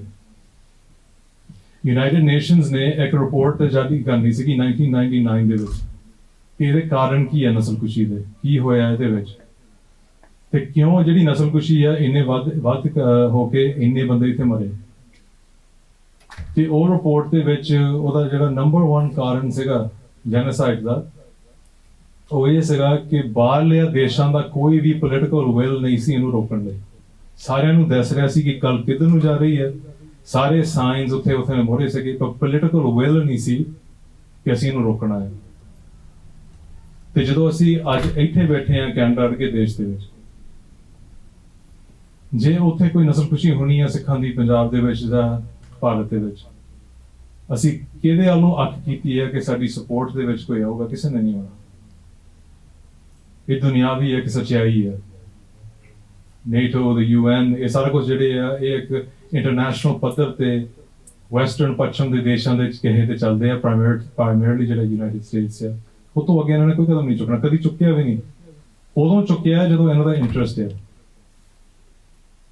ਜਦੋਂ ਇਹਨਾਂ ਦਾ ਕੋਈ ਉੱਥੋਂ ਫਾਇਦਾ ਹੋਣਾ ਆ, ਜਾਂ ਉਹਨਾਂ ਨੇ ਉੱਥੇ ਕਬਜ਼ਾ ਕਰਨਾ ਆ, ਜਾਂ ਉੱਥੋਂ ਤੇਲ ਘਟਾਉਣਾ ਹੈ, ਜਾਂ ਕੋਈ ਮਿਨਰਲ ਵੈਲਥ ਘਟਾਉਣੀ ਹੈ, ਅਫਰੀਕਾ ਹੋਵੇ, ਮਿਡਲ ਈਸਟ ਹੋਵੇ।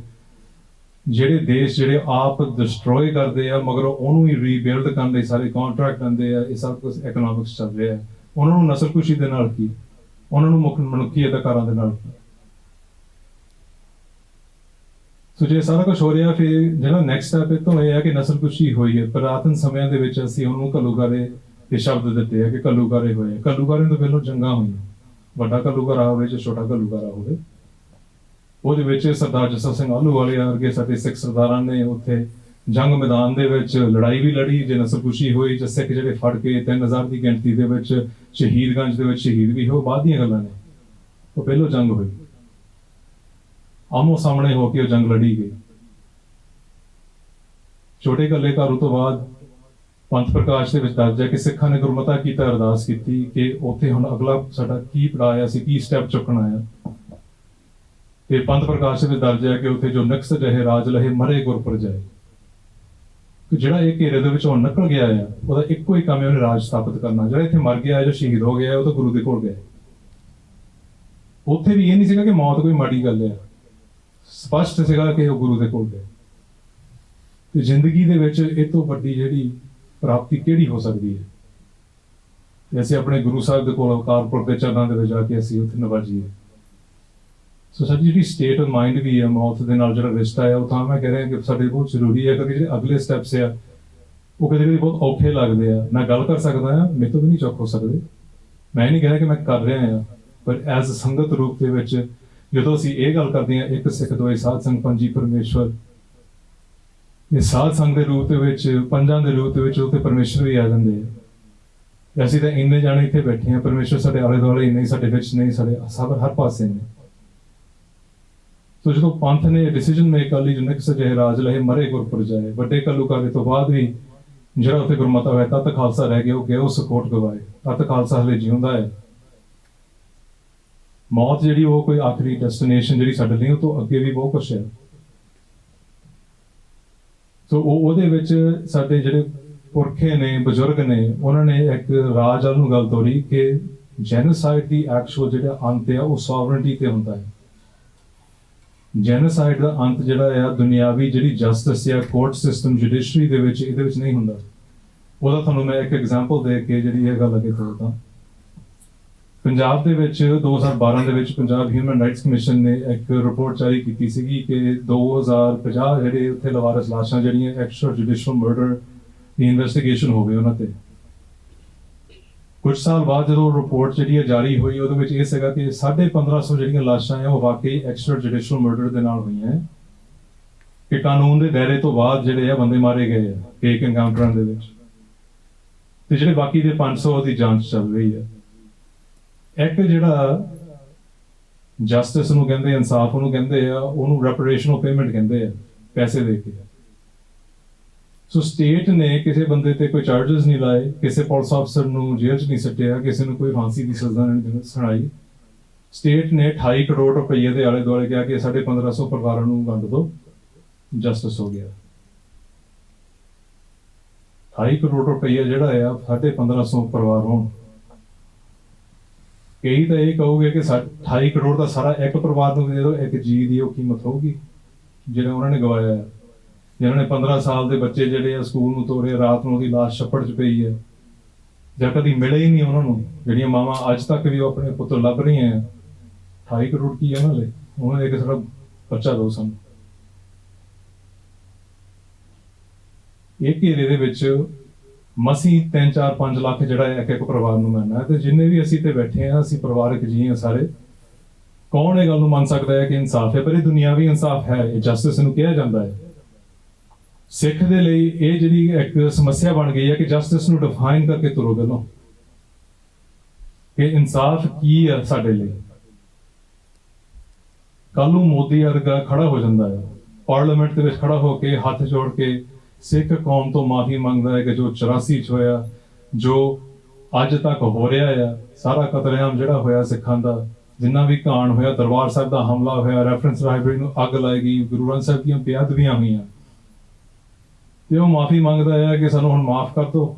ਤੇ ਜਿੰਨੇ ਇਹ ਵੀ ਕਹਿ ਦਿੰਦਾ ਕਿ ਜਿੰਨੇ ਵੀ ਬੰਦੇ ਇਹਦੇ ਵਿੱਚ ਇਨਵੋਲਵਡ ਸੀਗੇ, ਅਸੀਂ ਸਾਰਿਆਂ ਨੂੰ ਜੇਲ੍ਹ 'ਚ ਸੁੱਟ ਦੇਣਾ ਹੈ, ਕਈਆਂ ਨੂੰ ਅਸੀਂ ਫਾਂਸੀ ਵੀ ਦੇ ਦੇਣੀ ਹੈ, ਹੁਣ ਘਰਾਂ ਨੂੰ ਜਾਓ। ਸਾਡੇ ਲਈ ਸਵਾਲ ਇਹ ਹੈ ਕਿ ਉੱਥੇ ਗੱਲ ਖਤਮ ਹੈ? ਜੇ ਨਹੀਂ ਖਤਮ ਹੈ ਤੇ ਇਨਸਾਫ ਦੀ ਜਿਹੜੀ ਡੈਫੀਨੇਸ਼ਨ ਹੈ ਬਦਲਣੀ ਪੈਣੀ ਹੈ। ਇਨਸਾਫ ਜਿਹੜਾ ਹੈ ਉਹ ਅੱਜ ਦੇ ਸਮੇਂ ਦੇ ਵਿੱਚ ਖਾਲਸੇ ਦੀ ਰਾਜ ਦੀ ਜਿਹੜੀ ਗੱਲ ਹੈ, ਜਿਹੜੇ ਗੁਰੂ ਸਾਹਿਬ ਵੱਲੋਂ ਗੁਰੂ ਪੰਥ ਨੇ 1986 ਦੇ ਵਿੱਚ ਇੱਕ ਟਰਮ ਵਰਤਿਆ ਖਾਲਿਸਤਾਨ ਦੇ ਰੂਪ ਦੇ ਵਿੱਚ, ਹੈ ਉਸ ਦੇ ਅੱਗੇ ਪਿੱਛੇ ਕੁਛ ਨਹੀਂ ਹੈ ਸਾਡੇ ਲਈ।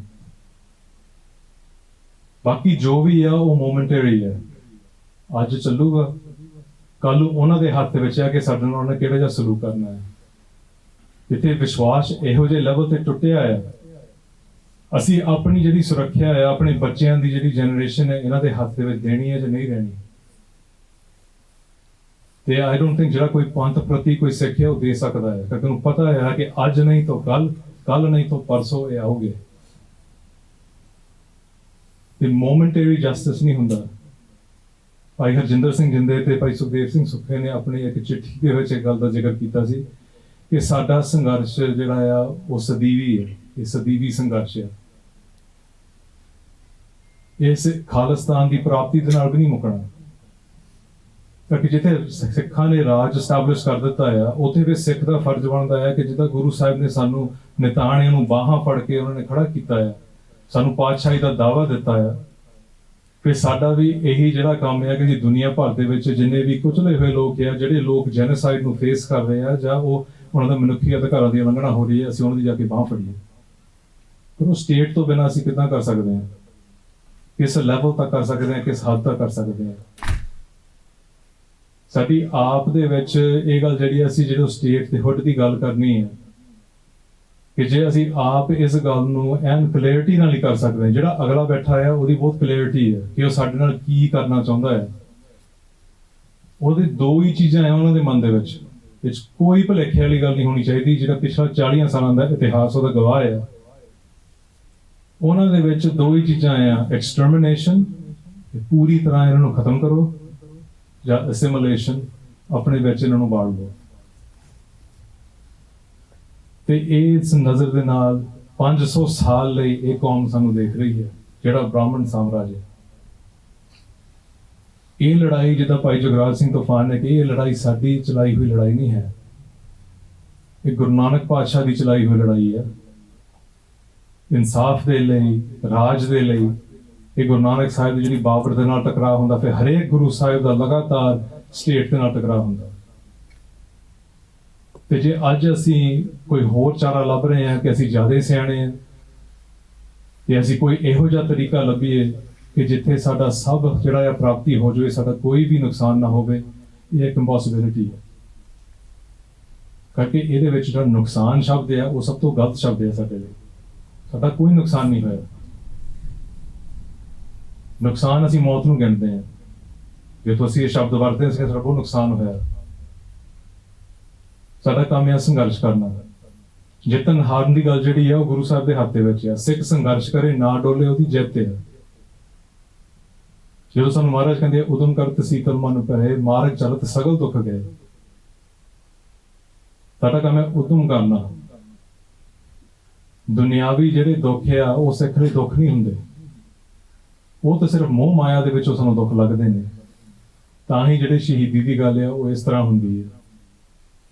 ਮੈਂ ਇੱਕ ਗੱਲ ਆਪ ਜੀ ਨਾਲ ਸਾਂਝੀ ਕਰਨਾ ਚਾਹੁੰਦਾ ਹਾਂ। ਮੇਰਾ ਜਿਹੜਾ ਸਾਂਝ ਭਾਈ ਹਰਦੀਪ ਸਿੰਘ ਨਿੱਜਰ ਦੇ ਨਾਲ ਪਿਛਲੇ 15 ਸਾਲਾਂ ਤੋਂ ਬਹੁਤ ਜ਼ਿਆਦਾ ਪਿਆ, ਤੇ ਉਹਨਾਂ ਦੇ ਨਾਲ ਕਈ ਗੱਲਾਂ ਇਹੋ ਜਿਹੀਆਂ ਮੇਰੀਆਂ ਹੋਈਆਂ ਜਿਹੜੀਆਂ ਮੈਂ ਕਦੀ ਸਾਂਝੀ ਵੀ ਨਹੀਂ ਕਰਦਾ। ਚਲੋ ਅੱਜ ਇੱਕ ਦੋ ਸਾਂਝੀ ਕਰਨ ਤੇ ਮੈਨੂੰ ਮੌਕਾ ਮਿਲਿਆ, ਮੈਂ ਕਰਨਾ ਕਰੂੰਗਾ। ਇੱਕ ਮੋਰਚਾ ਜਿਹੜਾ ਮਾਰਚ ਦੇ ਵਿੱਚ ਲੱਗਿਆ ਸੀਗਾ, ਜਿੱਥੇ ਭਾਈ ਅਮਰਪਾਲ ਸਿੰਘ ਤੇ ਹੋਰ ਜਿਹੜੇ ਸਿੱਖ ਨੌਜਵਾਨਾਂ ਨੂੰ ਬੜੀ ਵੱਡੀ ਗਿਣਤੀ ਦੇ ਵਿੱਚ ਸਟੇਟ ਚੋਂ ਕਰਨਾ ਪਈ ਸੀ। ਮੈਨੂੰ ਚੇਤਾ ਹੈ ਕਿ ਅਸੀਂ ਗੁਰੂ ਨਾਨਕ ਸਿੰਘ ਗੁਰਦੁਆਰੇ ਦੀ ਪਾਰਕਿੰਗ ਲਾਟ ਦੇ ਵਿੱਚ ਦੋਨੇ ਜਾਣੇ ਖੜੇ ਸੀਗੇ, ਤੇ ਅਸੀਂ ਉੱਥੇ ਸਾਈਡ ਤੇ ਬੈਠ ਕੇ ਤਕਰੀਬਨ ਮੇਰੀ 100 ਫੁੱਟ ਦੀ ਜਗ੍ਹਾ ਹੋਣੀ ਹੈ ਜਿੱਥੇ ਉਹ ਸ਼ਹੀਦ ਹੋਏ, ਤੇ ਅਸੀਂ ਇੱਕ ਦੂਜੇ ਨਾਲ ਗੱਲ ਕਰ ਰਹੇ ਸੀ। ਉਹ ਬੜੇ like as an beat rush ਕਹਿ ਲਓ ਸੀਗੇ ਕਿ ਲੋਕ ਸਮਝ ਨਹੀਂ ਗਏ ਜੋ ਆਪਾਂ ਚਾਹੁੰਦੇ ਹਾਂ, ਕਿ ਆਪਾਂ ਨੂੰ 10-15 ਸਾਲ ਹੋ ਗਏ ਤਾਂ ਤੁਰੇ ਫਿਰਦਿਆਂ ਨੂੰ ਇਹੀ ਚੱਕਰ ਦੇ ਵਿੱਚ, ਤੇ ਲੋਕ ਜਿਹੜੇ ਉਹ ਬਹੁਤ ਹੌਲੀ ਤਰੀਕੇ ਨਾਲ ਸਮਝਦੇ ਆ। ਅਸੀਂ ਕਿੱਦਾਂ ਆਪਣੀ ਗੱਲ ਜਿਹੜੀ ਹੈ ਸਾਡੇ ਲੋਕਾਂ ਤੱਕ ਲੈ ਕੇ ਜਾਣੀ ਹੈ। ਤੇ ਜਦੋਂ ਦੋ ਮਿੱਤਰ ਹੁੰਦੇ ਆ, ਦੋਸਤ ਹੁੰਦੇ ਆ, ਭਰਾ ਹੁੰਦੇ ਆ, ਮੈਂ ਵੀ ਸ਼ੁਗਲ ਦੇ ਵਿੱਚ ਗੱਲ ਕਹਿਤੀ, ਮੈਂ ਕੋਈ ਨਾ ਹਰਦੀਪ ਸਿੰਘ ਏਦਾਂ ਹੀ ਪਾਰਕਿੰਗ ਲਾਟਾਂ ਦੇ ਵਿੱਚ ਤੁਰਦੇ ਤੁਰਦੇ ਆਪਾਂ ਮਰ ਜਾਣਾ ਇੱਕ ਦਿਨ, ਕਿਸੇ ਨੂੰ ਕੋਈ ਪਰਵਾਹ ਨਹੀਂ ਹੋਣੀ। ਮੈਂ ਤਾਂ ਉਹਦੇ ਹਾਸੇ 'ਚ ਗੱਲ ਕੀਤੀ, ਸ਼ੁਗਲ 'ਚ ਗੱਲ ਕੀਤੀ ਸੀ। ਉਹ ਬੜਾ ਸੀਰੀਅਸ ਹੋ ਕੇ ਮੈਨੂੰ ਕਹਿੰਦਾ ਕਿ ਮਨਿੰਦਰ ਸਿੰਘ ਕਹਿੰਦਾ ਕਿ ਬੜੀ ਭਾਗਾਂ ਵਾਲੀ ਕਹਿੰਦੇ ਕਿ ਇਹ ਮੌਤ ਹੋ ਗਈ, ਕਹਿੰਦਾ ਜਿਹੜਾ ਨਿਸ਼ਾਨ ਸਾਹਿਬ ਥੱਲੇ ਸੰਗਤ ਦੀ ਹਜ਼ੂਰੀ 'ਚ ਹੋਊਗੀ, ਕਹਿੰਦਾ ਉਹ ਵੀ ਐਵੇਂ ਥੋੜ੍ਹਾ ਮਿਲਣੀ ਸਾਨੂੰ। ਪਰ ਉਸ ਵੀਰ ਨੂੰ ਮਿਲੀ। ਪਰ ਉਹਦਾ ਜਿਹੜਾ ਸੁਭਾਅ ਸੀ ਉਹ ਕਦੀ ਵੀ ਇੱਕ ਮਾਯੂਸੀ ਵਾਲਾ ਨਹੀਂ ਸੀ। ਜਿੰਨੀਆਂ ਵੀ ਗੱਲਾਂ ਮੈਂ ਅੱਜ ਤੁਹਾਡੇ ਨਾਲ ਸਾਂਝੀਆਂ ਕਰ ਰਹੇ ਹਾਂ ਕਿ ਉਹ ਇਸ ਗੱਲ ਦਾ ਧਾਰਨੀ ਸੀ। ਇੱਕ ਵਿਕਟਮਾਈਜ਼ੇਸ਼ਨ 'ਚ ਨਹੀਂ ਬਹਿਣਾ ਕਿ ਸਾਡੇ 'ਚ ਕੋਈ ਘਾਟ ਆ। ਜੇ ਅਸੀਂ ਅੱਜ ਇੱਥੇ ਖੜੇ ਏਦਾਂ ਆ ਤੇ ਅਸੀਂ ਗੱਲ ਕਰ ਰਹੇ ਹਾਂ, ਅਸੀਂ ਨਿਡਰ ਹੋ ਕੇ ਸਟੇਟ ਦੇ ਖਿਲਾਫ ਗੱਲ ਕਰ ਰਹੇ ਹਾਂ, ਅਸੀਂ ਗੁਰੂ ਮਹਾਰਾਜ ਦੀ ਹਜ਼ੂਰੀ ਵਿੱਚ ਬੈਠ ਕੇ ਉਹਦਾ ਗੁਰੂ ਖਾਲਸਾ ਪੰਥ ਬਣ ਕੇ ਇੱਥੇ ਅਸੀਂ ਸੋਚ ਰਹੇ ਹਾਂ ਅਸੀਂ ਅਗਲਾ ਪੜਾਅ ਜਿਹੜਾ ਸਾਡਾ ਕੀ ਆ, ਜਿਹੜਾ ਰਾਜ ਸਥਾਪਿਤ ਕਰਨ ਦੇ ਵਿੱਚ। ਸਿੱਖ ਕੋਈ ਰਾਜ ਦੇ ਚਾਹਵਾਨ ਨਹੀਂ ਹੈਗੇ। ਜੇ ਅਸੀਂ ਇਹ ਗੱਲ ਕਹਿਣੀ ਹੈ ਕਿ ਰਾਜ ਨਾ ਚਾਹੂੰ, ਮੁਕਤ ਨਾ ਚਾਹੂੰ, ਪਰ ਇਹਦੇ ਵਿੱਚ ਇਹ ਨਹੀਂ ਕਿ ਅਸੀਂ ਰਾਜ ਦੇ ਚਾਹਵਾਨ ਹਾਂ, ਪਰ ਅਸੀਂ ਰਾਜ ਦੇ ਨਾ ਚਾਹਵਾਨ ਹੋਣ ਕਰਕੇ ਹੀ ਅਸੀਂ ਰਾਜ ਦੇ ਕਾਬਲ ਹਾਂ। ਜਿੱਥੇ ਕੋਈ ਰਾਜ ਦਾ ਚਾਹਵਾਨ ਹੁੰਦਾ ਆ, ਉੱਥੇ ਉਹ ਸਤਾ ਦੇ ਇੱਕ ਨਸ਼ੇ ਦੇ ਵਿੱਚ ਆਣ ਕੇ ਉਹ ਅਤਿਆਚਾਰ ਕਰੂਗਾ ਆਪਣਾ ਰਾਜ ਬਚਾਉਣ ਲਈ। ਸਿੱਖ ਦਾ ਰਾਜ ਜਿਹੜਾ ਆ ਉਹ ਇਹੋ ਜਿਹੀ ਸਤਾ ਚੋਂ ਨਹੀਂ ਪੈਦਾ ਹੁੰਦਾ। ਸਿੱਖ ਦਾ ਰਾਜ ਜਿਹੜਾ ਆ ਉਹ ਸਰਬੱਤ ਦੇ ਭਲੇ ਦੀ ਇੱਕ ਡੈਫੀਨੇਸ਼ਨ ਦੇ ਵਿੱਚੋਂ, ਇੱਕ ਫਿਲਾਸਫੀ ਦੇ ਵਿੱਚੋਂ ਪੈਦਾ ਹੋਇਆ ਹੈ ਕਿ ਅਸੀਂ ਸਿਰਫ ਆਪਣਾ ਨਹੀਂ, ਅਸੀਂ ਦੂਜਿਆਂ ਦਾ ਵੀ ਖਿਆਲ ਰੱਖਣਾ ਹੈ। ਤੇ ਅਸੀਂ ਇਹ ਦਿਖਾਇਆ ਹੈ ਬਾਬਾ ਬੰਦਾ ਸਿੰਘ ਬਹਾਦਰ ਥੱਲੇ, ਮਹਾਰਾਜਾ ਰਣਜੀਤ ਸਿੰਘ ਥੱਲੇ, ਸਿੱਖ ਮਿਸਲਾਂ ਦੇ ਸਮੇਂ ਦੇ ਵਿੱਚ ਅਸੀਂ ਇਹ ਚੀਜ਼ਾਂ ਦਿਖਾਈਆਂ ਹੈ। ਸਾਨੂੰ ਪਤਾ ਹੈ ਅਸੀਂ ਕਰ ਸਕਦੇ ਹਾਂ। ਸੋ ਰਾਜ ਦਾ ਨਾ ਚਾਹਵਾਨ ਹੋਣ ਕਰਕੇ ਹੀ ਸਿੱਖ ਜਿਹੜੇ ਆ ਹੋ ਸਕਦਾ ਸਭ ਤੋਂ ਜ਼ਿਆਦਾ ਰਾਜ ਦੇ ਕਾਬਲ। ਇਹ ਸਾਨੂੰ ਕਦੀ ਵੀ ਗੱਲ ਭੁੱਲਣੀ ਨਹੀਂ ਚਾਹੀਦੀ। ਪਾਜੀ ਦੀ ਜਿਹੜੀ ਅਖੀਰਲੀ ਗੱਲ ਜਿਹੜੀ ਹੈ ਮੇਰੇ ਨਾਲ ਹੋਈ ਸੀ, ਮੈਂ ਉਹਦੇ ਇੱਕ ਜ਼ਿਕਰ ਕਰਕੇ ਇੱਥੇ ਕਿਵੇਂ ਦਾ ਜਾ ਚੁਕਾਉਂਗਾ। ਅਸੀਂ ਜੂਨ 16 ਦੀ ਰਾਤ ਨੂੰ ਮਿਲੇ ਸੀਗੇ ਗੁਰੂ ਨਾਨਕ ਸਿੰਘ ਗੁਰਦੁਆਰਾ ਸਾਹਿਬ। ਜੂਨ 18 ਨੂੰ ਉਹਨਾਂ ਦੀ ਸ਼ਹੀਦੀ ਹੁੰਦੀ ਹੈ। ਅਸੀਂ ਇੱਕ ਮੀਟਿੰਗ ਚੋਂ ਨਿਕਲੇ ਤੇ ਮੈਨੂੰ ਕਹਿੰਦਾ ਕਿ ਕਿਰਨ ਨੂੰ, ਮੈਂ ਕਿਹਾ ਮੈਂ ਚੱਲਾਂ ਹੁਣ ਕਿ ਆਪਾਂ ਮਿਲਦੇ ਹਾਂ। ਇਹਨਾਂ ਦੀ ਮੀਟਿੰਗ ਜਿਹੜੀ ਹੈ ਸਿਕਿਉਰਿਟੀ ਏਜੰਸੀਜ਼ ਦੇ ਨਾਲ ਮੰਡੇ ਨੂੰ ਹੋਣੀ ਸੀ, ਜੂਨ 19 ਨੂੰ। ਤੇ ਮੈਂ ਉਹਨੂੰ ਕਿਹਾ ਸੀਗਾ ਆਪਾਂ ਮੰਡੇ ਮਿਲਦੇ ਹਾਂ ਤੇ ਮੈਨੂੰ ਦੱਸੀ ਕਿ ਉਹ ਕੀ ਚਾਹੁੰਦੇ ਆ, ਫਿਰ ਆਪਾਂ ਕੋਈ ਸਟ੍ਰੈਟਜੀ ਬਣਾਉਂਗੇ ਉਹਦੇ ਮੁਤਾਬਕ। ਤੇ ਕਹਿੰਦਾ ਕਿ ਠੀਕ ਹੈ। ਅਸੀਂ ਉੱਤੇ ਜਿੱਥੇ ਪੌੜੀਆਂ ਚੜ੍ਹ ਕੇ ਦਰਬਾਰ ਸਾਹਿਬ ਤੱਕ ਪਹੁੰਚ ਹੁੰਦਾ ਹੈ ਗੁਰੂ ਨਾਨਕ ਸਿੰਘ ਗੁਰਦੁਆਰੇ ਦੇ ਵਿੱਚ, ਤੇ ਅਸੀਂ ਉੱਥੇ ਖੜੇ ਸੀਗੇ। ਉਹਦਾ ਇੱਕ ਕੰਮ ਸੀਗਾ ਕਿ ਇੱਕ ਜੋ ਹੱਥ ਫੜ ਕੇ ਗੱਲ ਮੇਰਾ ਕਰਦਾ ਹੁੰਦਾ ਸੀਗਾ, ਉਹਨੇ ਮੇਰੀ ਗੁੱਟ ਫੜੀ ਸੀਗੀ ਤੇ ਅਸੀਂ ਗੱਲ ਕਰ ਰਹੇ ਸੀਗੇ। ਤੇ ਚਲੋ ਜੱਫੀ ਪਾ ਕੇ ਫਤਿਹ ਬੁਲਾਈ ਤੇ ਮੈਂ ਤੁਰ ਪਿਆ। ਮੈਂ ਪੌੜੀਆਂ ਤੱਕ ਪਹੁੰਚਿਆ, ਪੌੜੀਆਂ ਮੈਂ ਥੱਲੇ ਆ ਰਿਹਾ, ਥੱਲੇ ਇੱਕ ਪੈਰ ਵੀ ਨਹੀਂ ਚੁੱਕਿਆ ਤੇ ਉਹਨੇ ਆਵਾਜ਼ ਮਾਰੀ, ਛੋਟੇ ਵੀਰ। ਤੇ ਮੈਂ ਮੂੰਹ ਕਰਕੇ ਉਹਨਾਂ ਨੂੰ ਦੇਖਿਆ ਤੇ ਉਹ ਹੱਸ ਰਿਹਾ ਸੀ, ਕਹਿੰਦਾ ਕਿ ਜੇ ਕੁਝ ਹੋ ਗਿਆ ਸਾਂਭ ਲੈ। ਤੇ ਉਹਦੇ ਅਖੀਰਲੇ ਬੋਲ ਸੀ ਮੈਨੂੰ ਕਿ ਜੇ ਕੁਝ ਹੋ ਗਿਆ ਸਾਂਭ ਲੈ। ਤੇ ਮੇਰੇ ਮਨ ਦੇ ਵਿੱਚ ਉਹਨਾਂ ਦੀ ਸ਼ਹੀਦੀ ਤੋਂ ਬਾਅਦ ਹਫ਼ਤੇ ਬਾਅਦ ਉਹਨਾਂ ਦੇ ਫਿਊਨਰਲ ਹੋਇਆ। ਉਸ ਤੋਂ ਬਾਅਦ ਇਹ ਗੱਲ ਜਿਹੜੀ ਹੈ ਬੜੇ ਮਨ ਦੇ ਵਿੱਚ ਧੜਕ ਰਹੀ ਸੀਗੀ ਕਿ ਕਿਹੜੀ ਚੀਜ਼ ਉਹ ਚਾਹੁੰਦਾ ਸੀ ਸਾਂਭੀ ਜਾਵੇ। ਪਰਿਵਾਰ ਪੱਖੋਂ ਮੈਨੂੰ ਪਤਾ ਉਹਦਾ ਸੁਭਾਅ ਸੀਗਾ। ਉਹਦਾ ਇਹ ਮਤਲਬ ਨਹੀਂ ਸੀ ਕਿ ਮੇਰਾ ਪਰਿਵਾਰ ਸਾਂਭ ਲਈ। ਹਾਂ, ਉਹਦੇ ਜੋ ਸੁਪੁੱਤਰ ਆ ਬਲਰਾਜ ਸਿੰਘ ਤੇ ਮਤਾਬ ਸਿੰਘ, ਉਹਨਾਂ ਦੀ ਸਿੰਘਣੀ ਨੇ, ਉਹਦੇ ਬਜ਼ੁਰਗ ਮਾਤਾ ਪਿਤਾ ਨੇ, ਹਾਂ ਉਹਨਾਂ ਦੇ ਲਈ ਅਸੀਂ ਉਹਨਾਂ ਦੇ ਘਰ-ਬਾਰ ਦੇ ਵਿੱਚ ਆਲੇ ਦੁਆਲੇ ਉਹਨਾਂ ਨੂੰ ਐਡਵਾਈਸ ਦੇਣ ਲਈ, ਉਹਨਾਂ ਦੇ ਆਲੇ ਦੁਆਲੇ ਰਹਿਣ ਲਈ ਅਸੀਂ ਸਾਰੇ ਤਿਆਰ ਹਾਂ। ਅਸੀਂ ਉੱਥੇ ਆਉਂਗੇ। ਉਹਦਾ ਮਤਲਬ ਕੁਛ ਹੋਰ ਸੀ। ਉਹਦਾ ਮਤਲਬ ਸੀਗਾ ਜਿਹੜੀ ਸੋਚ ਵਿਚਾਰ ਹੁਣ ਸ਼ੁਰੂ ਹੋ ਗਈ ਆ, ਸਿੱਖਾਂ ਦਾ ਨੈਰੇਟਿਵ ਜਿਹੜਾ ਆ ਰਾਜ ਭਾਗ ਦੀਆਂ ਗੱਲਾਂ ਨੂੰ ਚਲੇ ਗਿਆ ਕਿ ਇਹਨਾਂ ਨੂੰ ਹੁਣ ਸਾਂਭਿਓ। ਜਦੋਂ ਜਨਰਲ ਡਾਇਰ ਨੇ ਇਹ ਗੱਲ ਕੀਤੀ ਸੀਗੀ ਕਿ ਸਾਡਾ ਮਕਸਦ ਇਹ ਨਹੀਂ ਸੀ ਕਿ ਅਸੀਂ ਇੱਥੇ ਬੰਦੇ ਮਾਰਨੇ ਸੀ ਵੱਡੀ ਗਿਣਤੀ ਦੇ ਵਿੱਚ, ਸਾਡਾ ਮਕਸਦ ਇਹ ਸੀ ਕਿ ਅਸੀਂ ਡਰ ਪੈਦਾ ਕਰਨਾ ਸੀ। ਇੰਡੀਅਨ ਸਟੇਟ ਦਾ ਮਕਸਦ ਇਹ ਨਹੀਂ ਸੀ ਕਿ ਹਰਦੀਪ ਸਿੰਘ ਨਿੱਜਰ ਨੂੰ ਮਾਰ ਕੇ ਉਹਨਾਂ ਨੇ ਸਾਨੂੰ ਸਾਰਿਆਂ ਨੂੰ ਮੁਕਾਉਣਾ ਇਸ ਤਰੀਕੇ ਨਾਲ। ਉਹਦਾ ਮਤਲਬ ਇਹ ਆ ਕਿ ਡਰ ਪੈਦਾ ਕਰ ਦੋ ਬਾਹਰਲੇ ਬੈਠੇ ਸਿੱਖਾਂ ਦੇ ਵਿੱਚ ਕਿ ਜੇ ਤੁਸੀਂ ਆਪਣਾ ਸਿਰ ਉਠਾਓਗੇ, ਜੇ ਤੁਸੀਂ ਆਪਣੀ ਆਵਾਜ਼ ਉਠਾਓਗੇ, ਤੁਹਾਡਾ ਵੀ ਇਹੀ ਹਾਸਲ ਹੋ ਸਕਦਾ। ਪਰ ਉਹਦਾ ਜਵਾਬ ਵੀ ਉਹਨਾਂ ਨੂੰ ਬਹੁਤ ਛੇਤੀ ਮਿਲ ਗਿਆ। ਹਫ਼ਤੇ ਦੇ ਵਿੱਚ ਉਸ ਗੁਰਸਿੱਖ ਦਾ ਉੱਥੇ ਫਿਊਨਰਲ ਹੋਇਆ, ਅੰਤਿਮ ਸੰਸਕਾਰ ਹੋਇਆ। 20-30 ਹਜ਼ਾਰ ਬੰਦਾ ਉੱਥੇ ਇਕੱਠਾ ਹੋਇਆ। ਇਹ ਕੋਈ ਆਮ ਕੋਈ ਗੁਰਦੁਆਰੇ ਦਾ ਪ੍ਰਧਾਨ ਨਹੀਂ ਸੀਗਾ।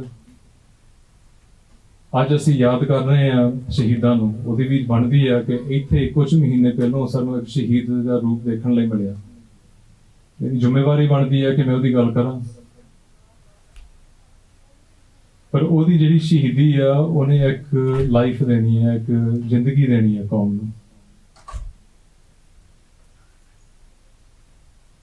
ਭਾਈ ਬੋਤਾ ਸਿੰਘ ਤੇ ਭਾਈ ਗਰਜਾ ਸਿੰਘ ਦੀ ਗੱਲ ਬਹੁਤ ਵੱਡੀ ਹੈ ਕੌਮ ਦੇ ਵਿੱਚ। ਜੇ ਤੁਸੀਂ ਕੋਈ ਵੈਸਟਰਨ ਬੰਦਿਆਂ ਨੂੰ ਇਹ ਗੱਲ ਸਮਝਾਉਣੀ ਹੈ ਤਾਂ ਤੁਹਾਡੇ ਕੋਲ ਸਮਝਾਉਣੀ ਹੋਣੀ, ਕਿਉਂਕਿ ਉਹਨਾਂ ਦਾ ਜਿਹੜਾ ਇੱਕ ਸਿਰਜਿਆ ਹੋਇਆ ਨੈਰੇਟਿਵ ਹੈ, ਜਿਹੜੀ ਮੈਂ ਗੱਲ ਸ਼ੁਰੂ ਕੀਤੀ ਸੀ ਲਾਈਫ ਪ੍ਰੈਜ਼ਰਵੇਸ਼ਨ ਦੀ, ਤੇ ਸਾਡੀ ਜਿਹੜੀ ਹੈ ਤਨ ਮਨ ਧਨ ਸਭ ਕੁਝ ਗੁਰੂ ਗ੍ਰੰਥ ਗੁਰੂ ਪੰਥ ਨੂੰ ਸੌਂਪ ਦਿਓ, ਉਹਦਾ ਕਲਾਸ਼ ਹੈ। ਬੋਤਾ ਸਿੰਘ ਤੇ ਗਰਜਾ ਸਿੰਘ ਜਿਹੜੇ ਜਦੋਂ ਤੁਸੀਂ ਕਿਸੇ ਨੂੰ ਐਕਸਪਲੇਨ ਕਰਦੇ ਆ ਕਿ ਦੋ ਸਿੱਖ ਜਿਹੜੇ ਹੈ ਕਿ ਸਟੇਟ ਨੇ ਡਿਕਲੇਅਰ ਕਰ ਦਿੱਤਾ, ਖਾਲਸਾ ਅਸੀਂ ਮਿਟਾ ਦਿੱਤਾ ਹੈ, ਦੋ ਸਿੱਖ ਜਿਹੜੇ ਤਨ ਤੇ ਕੱਪੜਾ ਨਹੀਂ, ਖਾਣ ਲਈ ਕੁਛ ਹੈ ਨਹੀਂ, ਬਾਰਸ਼ੇ ਲੈ ਕੇ ਸੜਕ ਤੇ ਖੜੇ ਹੋ ਜਾਂਦੇ ਆ। ਉਹ ਲੜਦੇ ਆ, ਉੱਥੇ ਜੂਝਦੇ ਆ, ਫਿਰ ਸ਼ਹੀਦੀ ਦੇ ਦਿੰਦੇ। ਤੇ ਉਹਦਾ ਕੀ ਮਤਲਬ ਅਸੀਂ ਕੱਢੂਗੇ? ਉਹਦਾ ਸਿਰਫ ਅਸੀਂ ਇੱਕੋ ਹੀ ਮਤਲਬ ਕਰ ਸਕਦੇ ਹਾਂ ਕਿ ਜਿਹੜੀ ਸ਼ਹੀਦੀ ਹੈ ਉਹ ਇੱਕ ਗਵਾਹੀ ਹੈ। ਗਵਾਹੀ ਕਿਹੜੀ ਚੀਜ਼ ਦੀ ਹੈ ਕਿ ਅਸੀਂ ਜਿਉਂਦੇ ਹਾਂ। ਉਹ ਜੰਗਲਾਂ ਤੋਂ ਤਾਂ ਬਾਹਰ ਆਣ ਕੇ ਆਏ ਸੀਗੇ ਕਿ ਤੁਸੀਂ ਕਹਿ ਰਹੇ ਕਿ ਮਿਟਾ ਦਿੱਤਾ ਆ, ਅਸੀਂ ਇੱਥੇ ਖੜੇ ਹਾਂ ਬਰਸ਼ਿਆਂ ਦੇ ਨਾਲ, ਇੱਥੇ ਸ਼ਹੀਦੀ ਪਾਈ, ਅਸੀਂ ਜਿਉਂਦੇ ਹਾਂ।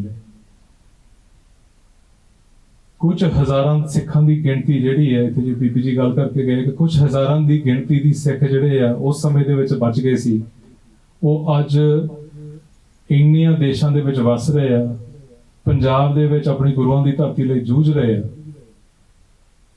ਤੇ ਇਹ ਜਿਹੜੀ ਲੜਾਈ ਭਾਈ ਜਿੰਦੇ ਦੇ ਕਹਿਣ ਤੇ ਸਦੀਵੀ ਹੈ, ਤੇ ਇਹਦੇ ਵਿੱਚੋਂ ਸਾਨੂੰ ਇੱਕ ਖੂਬਸੂਰਤੀ ਲੱਭਣੀ ਪੈਣੀ ਹੈ ਕਿ ਹੋ ਸਕਦਾ ਹੈ ਇਸੇ ਤਰੀਕੇ 20 ਸਾਲਾਂ ਨੂੰ, 40 ਸਾਲਾਂ ਨੂੰ, 100 ਸਾਲਾਂ ਨੂੰ ਇਸੇ ਸਟੇਜਾਂ ਤੋਂ ਅਸੀਂ ਸ਼ਹਿਰਾਂ ਦੇ ਗਏ ਹੋਣੇ ਆ, ਤੇ ਸਾਡੇ ਬੱਚਿਆਂ ਦੇ ਬੱਚੇ ਗਾਂ ਇੱਥੇ ਖੜੇ ਹੋ ਕੇ ਨਿਡਰ ਹੋ ਕੇ ਬੋਲਣ ਕਿ ਅਸੀਂ ਰਾਜ ਸਥਾਪਿਤ ਕਰਨਾ। ਜੇ ਸੰਘਰਸ਼ ਸਦੀਵੀ ਹੈ, ਇਹਨੇ ਮੁੱਕਣਾ ਨਹੀਂ। ਐਕਚੁਅਲ ਜਿਹੜੀ ਬਿਊਟੀ ਹੈ ਉਹੀ ਸੰਘਰਸ਼ ਦੇ ਵਿੱਚ ਹੀ ਹੈ।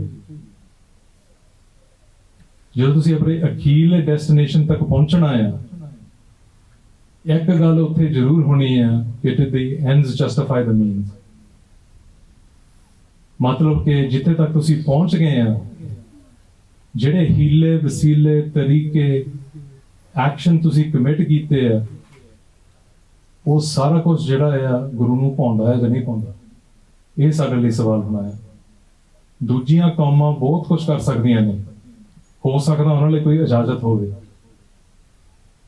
ਸਾਡਾ ਬੜਾ ਕਲੀਅਰਟੀ ਦੇ ਨਾਲ ਗੱਲ ਆ ਕਿ ਜਿੱਥੇ ਨਸਲਕੁਸ਼ੀ ਹੁੰਦੀ ਆ, ਅਸੀਂ ਹਰੇਕ ਬੰਦੇ ਦੇ, ਜਿੱਦਾਂ ਭਾਈ ਦਲਜੀਤ ਸਿੰਘ ਬਿੱਟੂ ਕਹਿੰਦੇ ਆ ਕਿ ਨਵੰਬਰ 1984 ਦੇ ਵਿੱਚ ਨਸਲਕੁਸ਼ੀ ਹੋਈ ਸਿੱਖਾਂ ਦੀ, ਕਿ ਹਰੇਕ ਬੰਦਾ ਸਾਡੇ ਹੱਥ ਨਹੀਂ ਆਇਆ। ਹਾਂ, ਲਲਿਤ ਮੱਕੜ ਆ ਗਿਆ, ਅਰਜਨਦਾਸ ਸਰਗੇ ਆ ਗਏ, ਹਰੇਕ ਬੰਦਾ ਨਹੀਂ ਆਇਆ। ਪਰ ਭਾਈ ਦਲਜੀਤ ਸਿੰਘ ਕਹਿੰਦੇ ਆ ਕਿ ਅਸੀਂ ਕੋਈ ਇਹੋ ਜਿਹਾ ਘਰ ਨਹੀਂ ਛੱਡਿਆ ਜਿੱਥੇ ਤੱਕ ਅਸੀਂ ਨਹੀਂ ਪਹੁੰਚੇ। ਇਹ ਇੱਕ ਸਟੇਟਮੈਂਟ ਹੈ ਡਿਫਾਈਨਸ ਦਾ, ਕਿ ਨਸਲਕੁਸ਼ੀ ਦੇ ਵਿੱਚੋਂ ਵੀ ਕੋਈ ਜ਼ਿੰਮੇਵਾਰੀਆਂ ਨੇ, ਸ਼ਹੀਦੀ ਤੋਂ ਬਾਅਦ ਵੀ ਪੰਥ ਦੇ ਉੱਤੇ ਕੋਈ ਜ਼ਿੰਮੇਵਾਰੀਆਂ ਨੇ। ਤੇ ਉਹ ਜ਼ਿੰਮੇਵਾਰੀਆਂ ਜਿਹੜੀਆਂ ਆ ਕਿ ਉਹ ਇੱਕ ਬੋਲ ਬਾਲਿਆਂ ਦੇ ਵਿੱਚੋਂ ਹੀ ਸਾਨੂੰ ਸਾਂਭਣ ਦਾ ਇੱਕ ਸੇਧ ਮਿਲਦਾ ਹੈ। ਜੇ ਹਮ ਰਾਖਤ ਪਾਤਸ਼ਾਹੀ ਦਾਵਾ ਜਾਂ ਇਤ ਕੋ ਜਾਂ ਅਗਲੋਂ ਪਾਵਾਂ, ਇਹ ਜਿਹੜੀਆਂ ਗੱਲਾਂ ਜਿਹੜੀਆਂ ਸਾਨੂੰ ਇੱਕ ਸੇਧ ਦਿੰਦੀਆਂ ਕਿ ਅਸੀਂ ਅੱਗੇ ਕਿੱਦਾਂ ਵਧਣਾ ਹੈ। ਮੈਂ ਇੱਥੇ ਗੱਲ ਖਤਮ ਕਰਨ ਲੱਗਾ ਤੇ ਕਈ ਮਨ ਦੇ ਵਿੱਚ ਗੱਲਾਂ ਸੀਗੀਆਂ ਜਿਹੜੀਆਂ ਨਹੀਂ ਕਰ ਹੋਣੀਆਂ ਸਮੇਂ ਦੇ ਮੁਤਾਬਕ, ਪਰ ਇੱਕ ਗੱਲ ਮੈਂ ਤੁਹਾਡੇ ਨਾਲ ਜ਼ਰੂਰ ਸਾਂਝੀ ਕਰਨੀ ਹੈ ਕਿ ਇਹ ਜੋ ਅਗਲਾ ਜਿਹੜਾ ਸਟੈਪਸ ਹੈ ਸਿੱਖ ਕੌਮ ਦਾ ਕੈਨੇਡਾ ਦੇ ਵਿੱਚ, ਇਹ ਸਾਰੀ ਦੁਨੀਆ ਦੀ ਅੱਖ ਸਾਡੇ ਤੇ ਹੈ। ਸਿੱਖ ਪ੍ਰਤੀ ਜਿਹੜੀ ਦੁਨੀਆ ਹੈ, ਜਿੱਥੇ ਵੀ ਸਿੱਖ ਵਸਦੇ ਆ, ਉਹ ਸਿੱਖਾਂ ਕੈਨੇਡਾ 'ਚ ਦੇਖ ਰਹੇ ਕਿ ਅਗਲਾ ਇੱਥੇ ਕੀ ਹੋਊਗਾ। ਮੈਂ 2015 ਦੇ ਵਿੱਚ ਭਾਈ ਜਗਤਾਰ ਸਿੰਘ ਤਾਰਾ ਨੂੰ Thailand maximum security prison Bangkok ਦੇ ਵਿੱਚ ਮਿਲਣ ਗਿਆ ਸੀ। ਉਹਨਾਂ ਦੀ ਗੱਲਾਂ ਤੇ ਮੈਂ ਇਸ ਗੱਲ ਨੂੰ ਖਤਮ ਕਰਦਾ। ਜਦੋਂ ਮੈਂ ਅੰਦਰ ਗਿਆ ਤੇ ਮੈਨੂੰ ਇੱਕ ਗਲਾਸ ਦੇ ਬਾਹਰ ਉਹਨਾਂ ਨੇ ਖੜਾ ਕੀਤਾ ਸੀਗਾ, ਮੈਂ ਉੱਥੇ ਵੇਟ ਕਰ ਰਿਹਾ ਸੀ ਉਹਨਾਂ ਦੀ ਆਉਣ ਦੀ। ਤੇ ਉਹ ਜਦੋਂ ਆ ਰਹੇ ਸੀਗੇ ਤੇ ਇੰਨੀ ਉਹਦੇ ਆਲੇ ਦੁਆਲੇ ਮਿਲਟਰੀ ਖੜੀ ਸੀਗੀ, 20-25 ਬੰਦੇ ਗੰਨਾਂ ਲੈ ਕੇ, ਤੇ ਉਹ ਹੌਲੀ ਹੌਲੀ ਤੁਰ ਕੇ ਮੇਰੇ ਵੱਲ ਨੂੰ ਆ ਰਹੇ ਸੀਗੇ। ਗਲ ਦੇ ਵਿੱਚ ਉਹਨਾਂ ਦੇ ਸੰਗਲ ਪਾਇਆ ਸੀ, ਹੱਥ ਬੰਨੇ ਸੀਗੇ, ਹੱਥਾਂ ਤੋਂ ਸੰਗਲ ਲਾ ਕੇ ਇੱਥੇ ਵੇਸਟ ਤੱਕ ਸੀਗਾ, ਵੇਸਟ ਦਾ ਸੰਗਲ ਪੈਰਾਂ ਤੱਕ, ਪੈਰ ਵੀ ਬੱਧੇ ਹੋਏ ਸੀਗੇ। ਤੇ ਮੈਂ ਇੱਥੇ ਦਾ ਜੰਮ ਪਲਿਆ ਕੈਨੇਡਾ ਦਾ,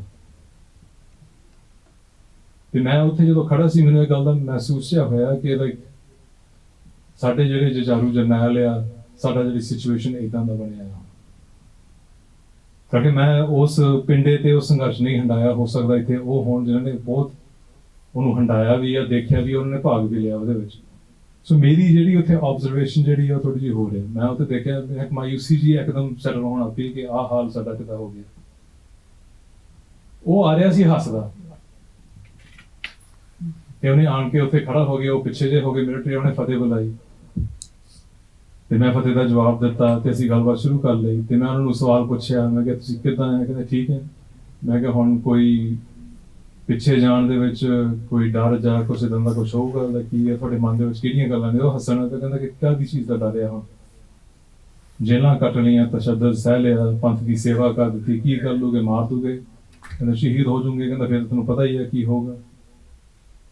ਬਸ ਉਹਨੇ ਇਹਦਾ ਗੱਲ ਐਕਸਪਲੇਨ ਕਰਤੀ, ਸਭ ਤੋਂ ਮਾੜੀ ਚੀਜ਼ ਜਿਹੜਾ ਕੀ ਕਰ ਸਕਦੇ, ਮੈਨੂੰ ਮਾਰ ਦੂਗਾ, ਜੇ ਮੈਨੂੰ ਮਾਰ ਦਿੱਤਾ ਮੈਂ ਜਿੱਤ ਜਾਣਾ, ਜਿਉਂਦੇ ਜੀ ਛੱਡ ਦਿੱਤਾ। ਜਿੱਦਾਂ ਸਾਹਿਬਜ਼ਾਦੇ ਕਹਿੰਦੇ ਸੀ ਕਿ ਤੁਸੀਂ ਕੀ ਕਰੋਗੇ ਜੇ ਤੁਹਾਨੂੰ ਛੱਡ ਦਿੱਤਾ ਛੋਟੇ ਸਾਹਿਬਜ਼ਾਦੇ, ਅਸੀਂ ਸਿੱਖ ਤਿਆਰ ਕਰੋਗੇ, ਅਸੀਂ ਫੌਜ ਬਣਾਉਂਗੇ, ਅਸੀਂ ਆ ਕੇ ਤੁਹਾਡੇ ਨਾਲ ਫਿਰ ਟਕਰਾਅ ਕਰੋਗੇ।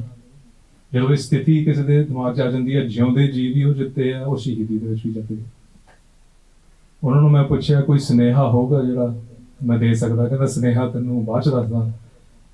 ਕਹਿੰਦਾ ਉਹ ਤਾਂ ਕਹਿੰਦਾ ਕਿੰਨੀ ਕਮਾਲ ਦੀ ਗੱਲ ਆ, ਕਹਿੰਦਾ ਕਿ ਤੂੰ ਕਹਿੰਦਾ ਕਿ ਇਸ ਜੀਵਨ ਦੇ ਵਿੱਚ, ਜਨਮ ਦੇ ਵਿੱਚ, ਕਹਿੰਦਾ ਤੂੰ ਸ਼ੀਸ਼ੇ ਦੇ ਇਸ ਪਾਸੇ ਖੜਾ ਤੇ ਮੈਂ ਇੱਧਰਲੇ ਪਾਸੇ, ਹੋ ਸਕਦਾ ਅਗਲੇ ਜਨਮ ਦੇ ਵਿੱਚ ਮੈਂ ਉੱਧਰਲੇ ਪਾਸੇ ਹੋਵਾਂ, ਤੂੰ ਇੱਧਰ ਹੋਵਾਂ। ਇਹ ਤਾਂ ਇਦਾਂ ਹੀ ਸੰਘਰਸ਼ ਚੱਲੀ ਜਾਣਾ। ਤੇ ਬੜੀ ਲਾਈਕ ਮੇਰੇ ਮਨ ਦੇ ਵਿੱਚ ਇਹ ਗੱਲ ਸੀ ਕਿ ਉਹ ਸੋਚ ਜਿਹੜੀ ਹੈ ਉਹ ਕਿੱਥੇ ਤੱਕ ਗਈ ਹੈ ਕਿ ਲਾਈਕ ਪਤਾ ਹੈ ਕਿ ਉਹਦੇ ਮਨ 'ਚ ਇਹ ਖਿਆਲ ਹੈ ਕਿ ਮੈਂ ਮੁੜ ਕੇ ਆਉਣਾ, ਕਿ ਜੇ ਸ਼ਹੀਦ ਵੀ ਹੋ ਗਿਆ, ਜੇਲ੍ਹ ਵੀ ਕੱਟ ਰਹੀ, ਜੋ ਕੁਛ ਵੀ ਹੋ ਗਿਆ, ਕਿ ਮੈਂ ਮੁੜ ਕੇ ਆਣ ਪੰਥ ਦੀ ਸੇਵਾ ਫੇਰ ਕਰਾਂ। ਉਹ ਦਿਮਾਗ ਬੰਦੇ ਦਾ ਕਿੱਥੇ ਤੱਕ ਗਿਆ ਹੈ, ਕਿਉਂਕਿ ਉਹਦੇ ਮਨ ਦੇ ਵਿੱਚ ਮੈਨੂੰ ਮੇਰੇ ਹਿਸਾਬ ਨਾਲ ਇਹ ਗੱਲ ਜਿਹੜੀ ਪੂਰੀ ਤਰ੍ਹਾਂ ਬੈਠੀ ਹੋਈ ਸੀ ਕਿ ਸਭ ਕੁਝ ਇੱਥੇ ਰਹਿ ਜਾਣਾ। ਮੈਨੂੰ ਇੱਕ ਗੁਰਸਿੱਖ ਪਿਆਰੇ ਨੇ ਇਹ ਗੱਲ ਬਹੁਤ ਪਹਿਲਾਂ ਕਹੀ ਸੀਗੀ, ਜਦੋਂ ਸੰਥਿਆ ਮੈਂ ਲੈ ਰਿਹਾ ਸੀ, ਤੇ ਉਹਨੇ ਇਹ ਗੱਲ ਕਹੀ ਸੀ, ਕਹਿੰਦਾ ਕਿ ਸਾਡੀ ਅੱਜ ਦੀ, ਕਹਿੰਦਾ ਇੱਕ ਜਿਹੜੀ ਤਰਾਸਦੀ ਜ਼ਰੂਰ ਹੈ ਕਿ ਮਾਪੇ ਜਿਹੜੇ ਆ ਉਹ ਬੱਚੇ ਨੂੰ ਹਰੇਕ ਉਹ ਚੀਜ਼ ਦੇਣ ਦੀ ਕੋਸ਼ਿਸ਼ ਕਰ ਰਹੇ ਆ ਜਿਹੜਾ ਉਹਨਾਂ ਦਾ ਅੰਤ ਦੇ ਵਿੱਚ ਕੋਈ ਫਾਇਦਾ ਨਹੀਂ ਹੋਣਾ, ਤੇ ਜਿਹੜੀ ਚੀਜ਼ ਦੇਣ ਵਾਲੀ ਆ ਉਹਨੂੰ ਬਹੁਤ ਘੱਟ ਮਾਪੇ ਜਿਹੜੇ ਆ ਬੱਚਿਆਂ ਨੂੰ ਉਹਨੂੰ ਤੋੜ ਰਹੇ ਆ। ਕਿ ਬੱਚਿਆਂ ਨੂੰ ਕਹਿੰਦਾ ਕਿ ਪੜ੍ਹਾਈ ਵੀ ਦੇਈਂ, ਸਾਰਾ ਕੁਝ ਦੇਈਂ, ਸਹੂਲਤਾਂ ਦੇਈਂ, ਬੋਲੀ ਦੇਈਂ, ਪਰ ਕਹਿੰਦਾ ਰੱਬ ਦਾ ਵਾਸਤਾ ਉਹਨਾਂ ਨੂੰ ਨਾਮ ਵੀ ਦੇ ਦਿਓ, ਜਿਹੜੀ ਚੀਜ਼ ਨਾਲ ਜਾਣੀ ਹੈ। ਤੇ ਜਦੋਂ ਮੈਂ ਪੁੱਛਿਆ ਕਿ ਤੁਹਾਡਾ ਸੁਨੇਹਾ ਕੀ ਹੈ ਨੌਜਵਾਨਾਂ ਨੂੰ, ਭਾਈ ਜਗਤਾਰ ਸਿੰਘ ਤਾਰੇ ਨੇ ਗੱਲ ਕੀਤੀ, ਕਹਿੰਦਾ ਇੱਕੋ ਹੀ, ਕਹਿੰਦਾ ਬੇਨਤੀ ਹੈ ਮੇਰੀ ਵੱਲੋਂ ਕਿ ਜਿੱਥੇ ਕੌਮ ਆ, ਕੌਮ ਦੇ ਵਿੱਚ ਇੱਕ ਰਾਜ ਭਾਗ ਦੀ ਗੱਲ ਚੱਲ ਰਹੀ ਹੈ, ਉਹਦੇ ਵਿੱਚ ਕਈ ਰਾਹ ਆ, ਕੋਈ ਇੱਕ ਰਾਹ ਨਹੀਂ ਹੈਗਾ ਜਿਹੜਾ ਸਾਰਿਆਂ ਨੇ ਉੱਤੇ ਹੀ ਤੁਰਨਾ ਹੈ। ਜਿਹਨੇ ਗੁਰਮਤ ਵਿਆਖਿਆ ਕਰਨੀ ਆ, ਗੁਰਮਤ ਸਿਖਾਉਣੀ ਆ, ਗੁਰਬਾਣੀ ਦੀ ਸੰਥਿਆ ਕਰਾਉਣੀ ਆ, ਉਹਨਾਂ ਦਾ ਕੰਮ ਹੈ। ਜਿਹਨੇ ਮਨੁੱਖੀ ਅਧਿਕਾਰਾਂ ਦੀ ਗੱਲ ਕਰਨੀ ਹੈ, ਉਹਨਾਂ ਦਾ ਕੰਮ ਹੈ। ਜਿਹਨੇ ਕੋਰਟ ਦੇ ਵਿੱਚ ਬੰਦੀ ਸਿੰਘਾਂ ਦੀ ਗੱਲ ਕਰਨੀ ਹੈ, ਉਹਨਾਂ ਦਾ ਕੰਮ ਹੈ। ਤੇ ਜਿਨ੍ਹਾਂ ਨੇ ਜੁਝਾਰੂ ਬਣ ਕੇ ਕੌਮ ਦੀ ਸੇਵਾ ਕਰਨੀ ਹੈ, ਉਹ ਉਹਨਾਂ ਦਾ ਕੰਮ ਹੈ। ਕਿ ਇੱਕੋ ਹੀ ਗੱਲ ਜਿਹੜੀ ਕਹਿੰਦਾ ਮੇਰੀ ਬੇਨਤੀ ਹੈ ਕਿ ਜਿਹੜੇ ਜੁਝਾਰੂ ਵੀਰ ਨੇ, ਭੈਣਾਂ ਨੇ, ਜਿਹੜੇ ਇਹ ਸੇਵਾ ਕਰ ਰਹੇ ਆ, ਉਹਨਾਂ ਦੀ ਲੱਤਾਂ ਨਾ ਖਿੱਚੋ। ਕਿ ਤੁਹਾਨੂੰ ਕੋਈ ਤਕਲੀਫ ਹੋ ਸਕਦੀ ਹੈ ਕਿ ਤੁਸੀਂ ਗੋਰਿਆਂ ਨੂੰ ਕਿੱਦਾਂ ਦੱਸਣਾ ਹੈ ਕਿ ਸਾਡੇ ਬੰਦੇ ਏਦਾਂ ਵੀ ਲੜ ਸਕਦੇ ਆ, ਪਰ ਗੁਰੂ ਪਾਤਸ਼ਾਹ ਨੇ ਜਿਹੜਾ ਸਾਨੂੰ ਸਿਧਾਂਤ ਦਿੱਤਾ ਆ, ਉਹਦੇ ਮੁਤਾਬਕ ਅਸੀਂ ਕੁਝ ਗਲਤ ਨਹੀਂ ਕੀਤਾ, ਨਾ ਕਰ ਰਹੇ ਹਾਂ। ਤੇ ਇਹ ਸਾਡੇ ਲਈ ਬਹੁਤ ਜ਼ਰੂਰੀ ਗੱਲ ਆ, ਆਉਣ ਵਾਲੀ ਜਨਰੇਸ਼ਨ ਤੱਕ ਵੀ ਪਹੁੰਚਾਉਣੀ, ਕਿ ਸਾਡੇ ਜਿਹੜੇ ਤਰੀਕੇ ਆ ਉਹ ਗੁਰੂ ਸਾਹਿਬ ਤੈਅ ਕਰਦੇ ਆ, ਕੋਈ ਦੁਨਿਆਵੀ ਸਟੇਟ ਨਹੀਂ ਤੈਅ ਕਰਦੀ। ਤੇ ਗੁਰੂ ਗੋਬਿੰਦ ਸਿੰਘ ਦੀ ਜਿਹਦੇ ਬੋਲਾਂ ਦੇ ਨਾਲ ਮੈਂ ਇੱਥੇ ਗੱਲ ਖਤਮ ਕਰਦਾ, ਜਿਹੜੀ ਇਸੇ ਗੱਲ ਨੂੰ ਦਰਸਾਉਂਦੀ ਹੈ ਕਿ ਕਹਿਓ ਪ੍ਰਭੂ ਸੋ ਰਾਖੋ, ਕਿਸੂ ਨਾ ਕਾਨ ਰਾਖੋ। ਕਿ ਪ੍ਰਭੂ ਪਰਮੇਸ਼ਵਰ ਅਕਾਲ ਪੁਰਖ ਦੇ ਅੱਗੇ ਸਿੱਖਾਂ ਦਾ ਸੀਸ ਝੁਕਦਾ ਆ। ਕੋਈ ਵੀ ਦੁਨਿਆਵੀ ਤਾਕਤ ਹੋਵੇ, ਕੋਈ ਸਟੇਟ ਹੋਵੇ, ਮਿਲਟਰੀ ਹੋਵੇ, ਸਿੱਖ ਦਾ ਸੀਸ ਉੱਥੇ ਨਹੀਂ ਝੁਕ ਸਕਦਾ। ਭੁੱਲਾਂ ਚੱਕਾਂ ਦੀ ਖਿਮਾ। ਆਪ ਜੀ ਦਾ ਬਹੁਤ ਬਹੁਤ ਧੰਨਵਾਦ, ਜਿਹੜਾ ਆਪ ਜੀ ਦੇ ਦਰਸ਼ਨ ਕਰਨ ਦਾ ਵੇਲਾ ਮਿਲਿਆ ਹੈ। ਵਾਹਿਗੁਰੂ ਜੀ ਕਾ ਖਾਲਸਾ, ਵਾਹਿਗੁਰੂ ਜੀ ਕੀ ਫਤਿਹ।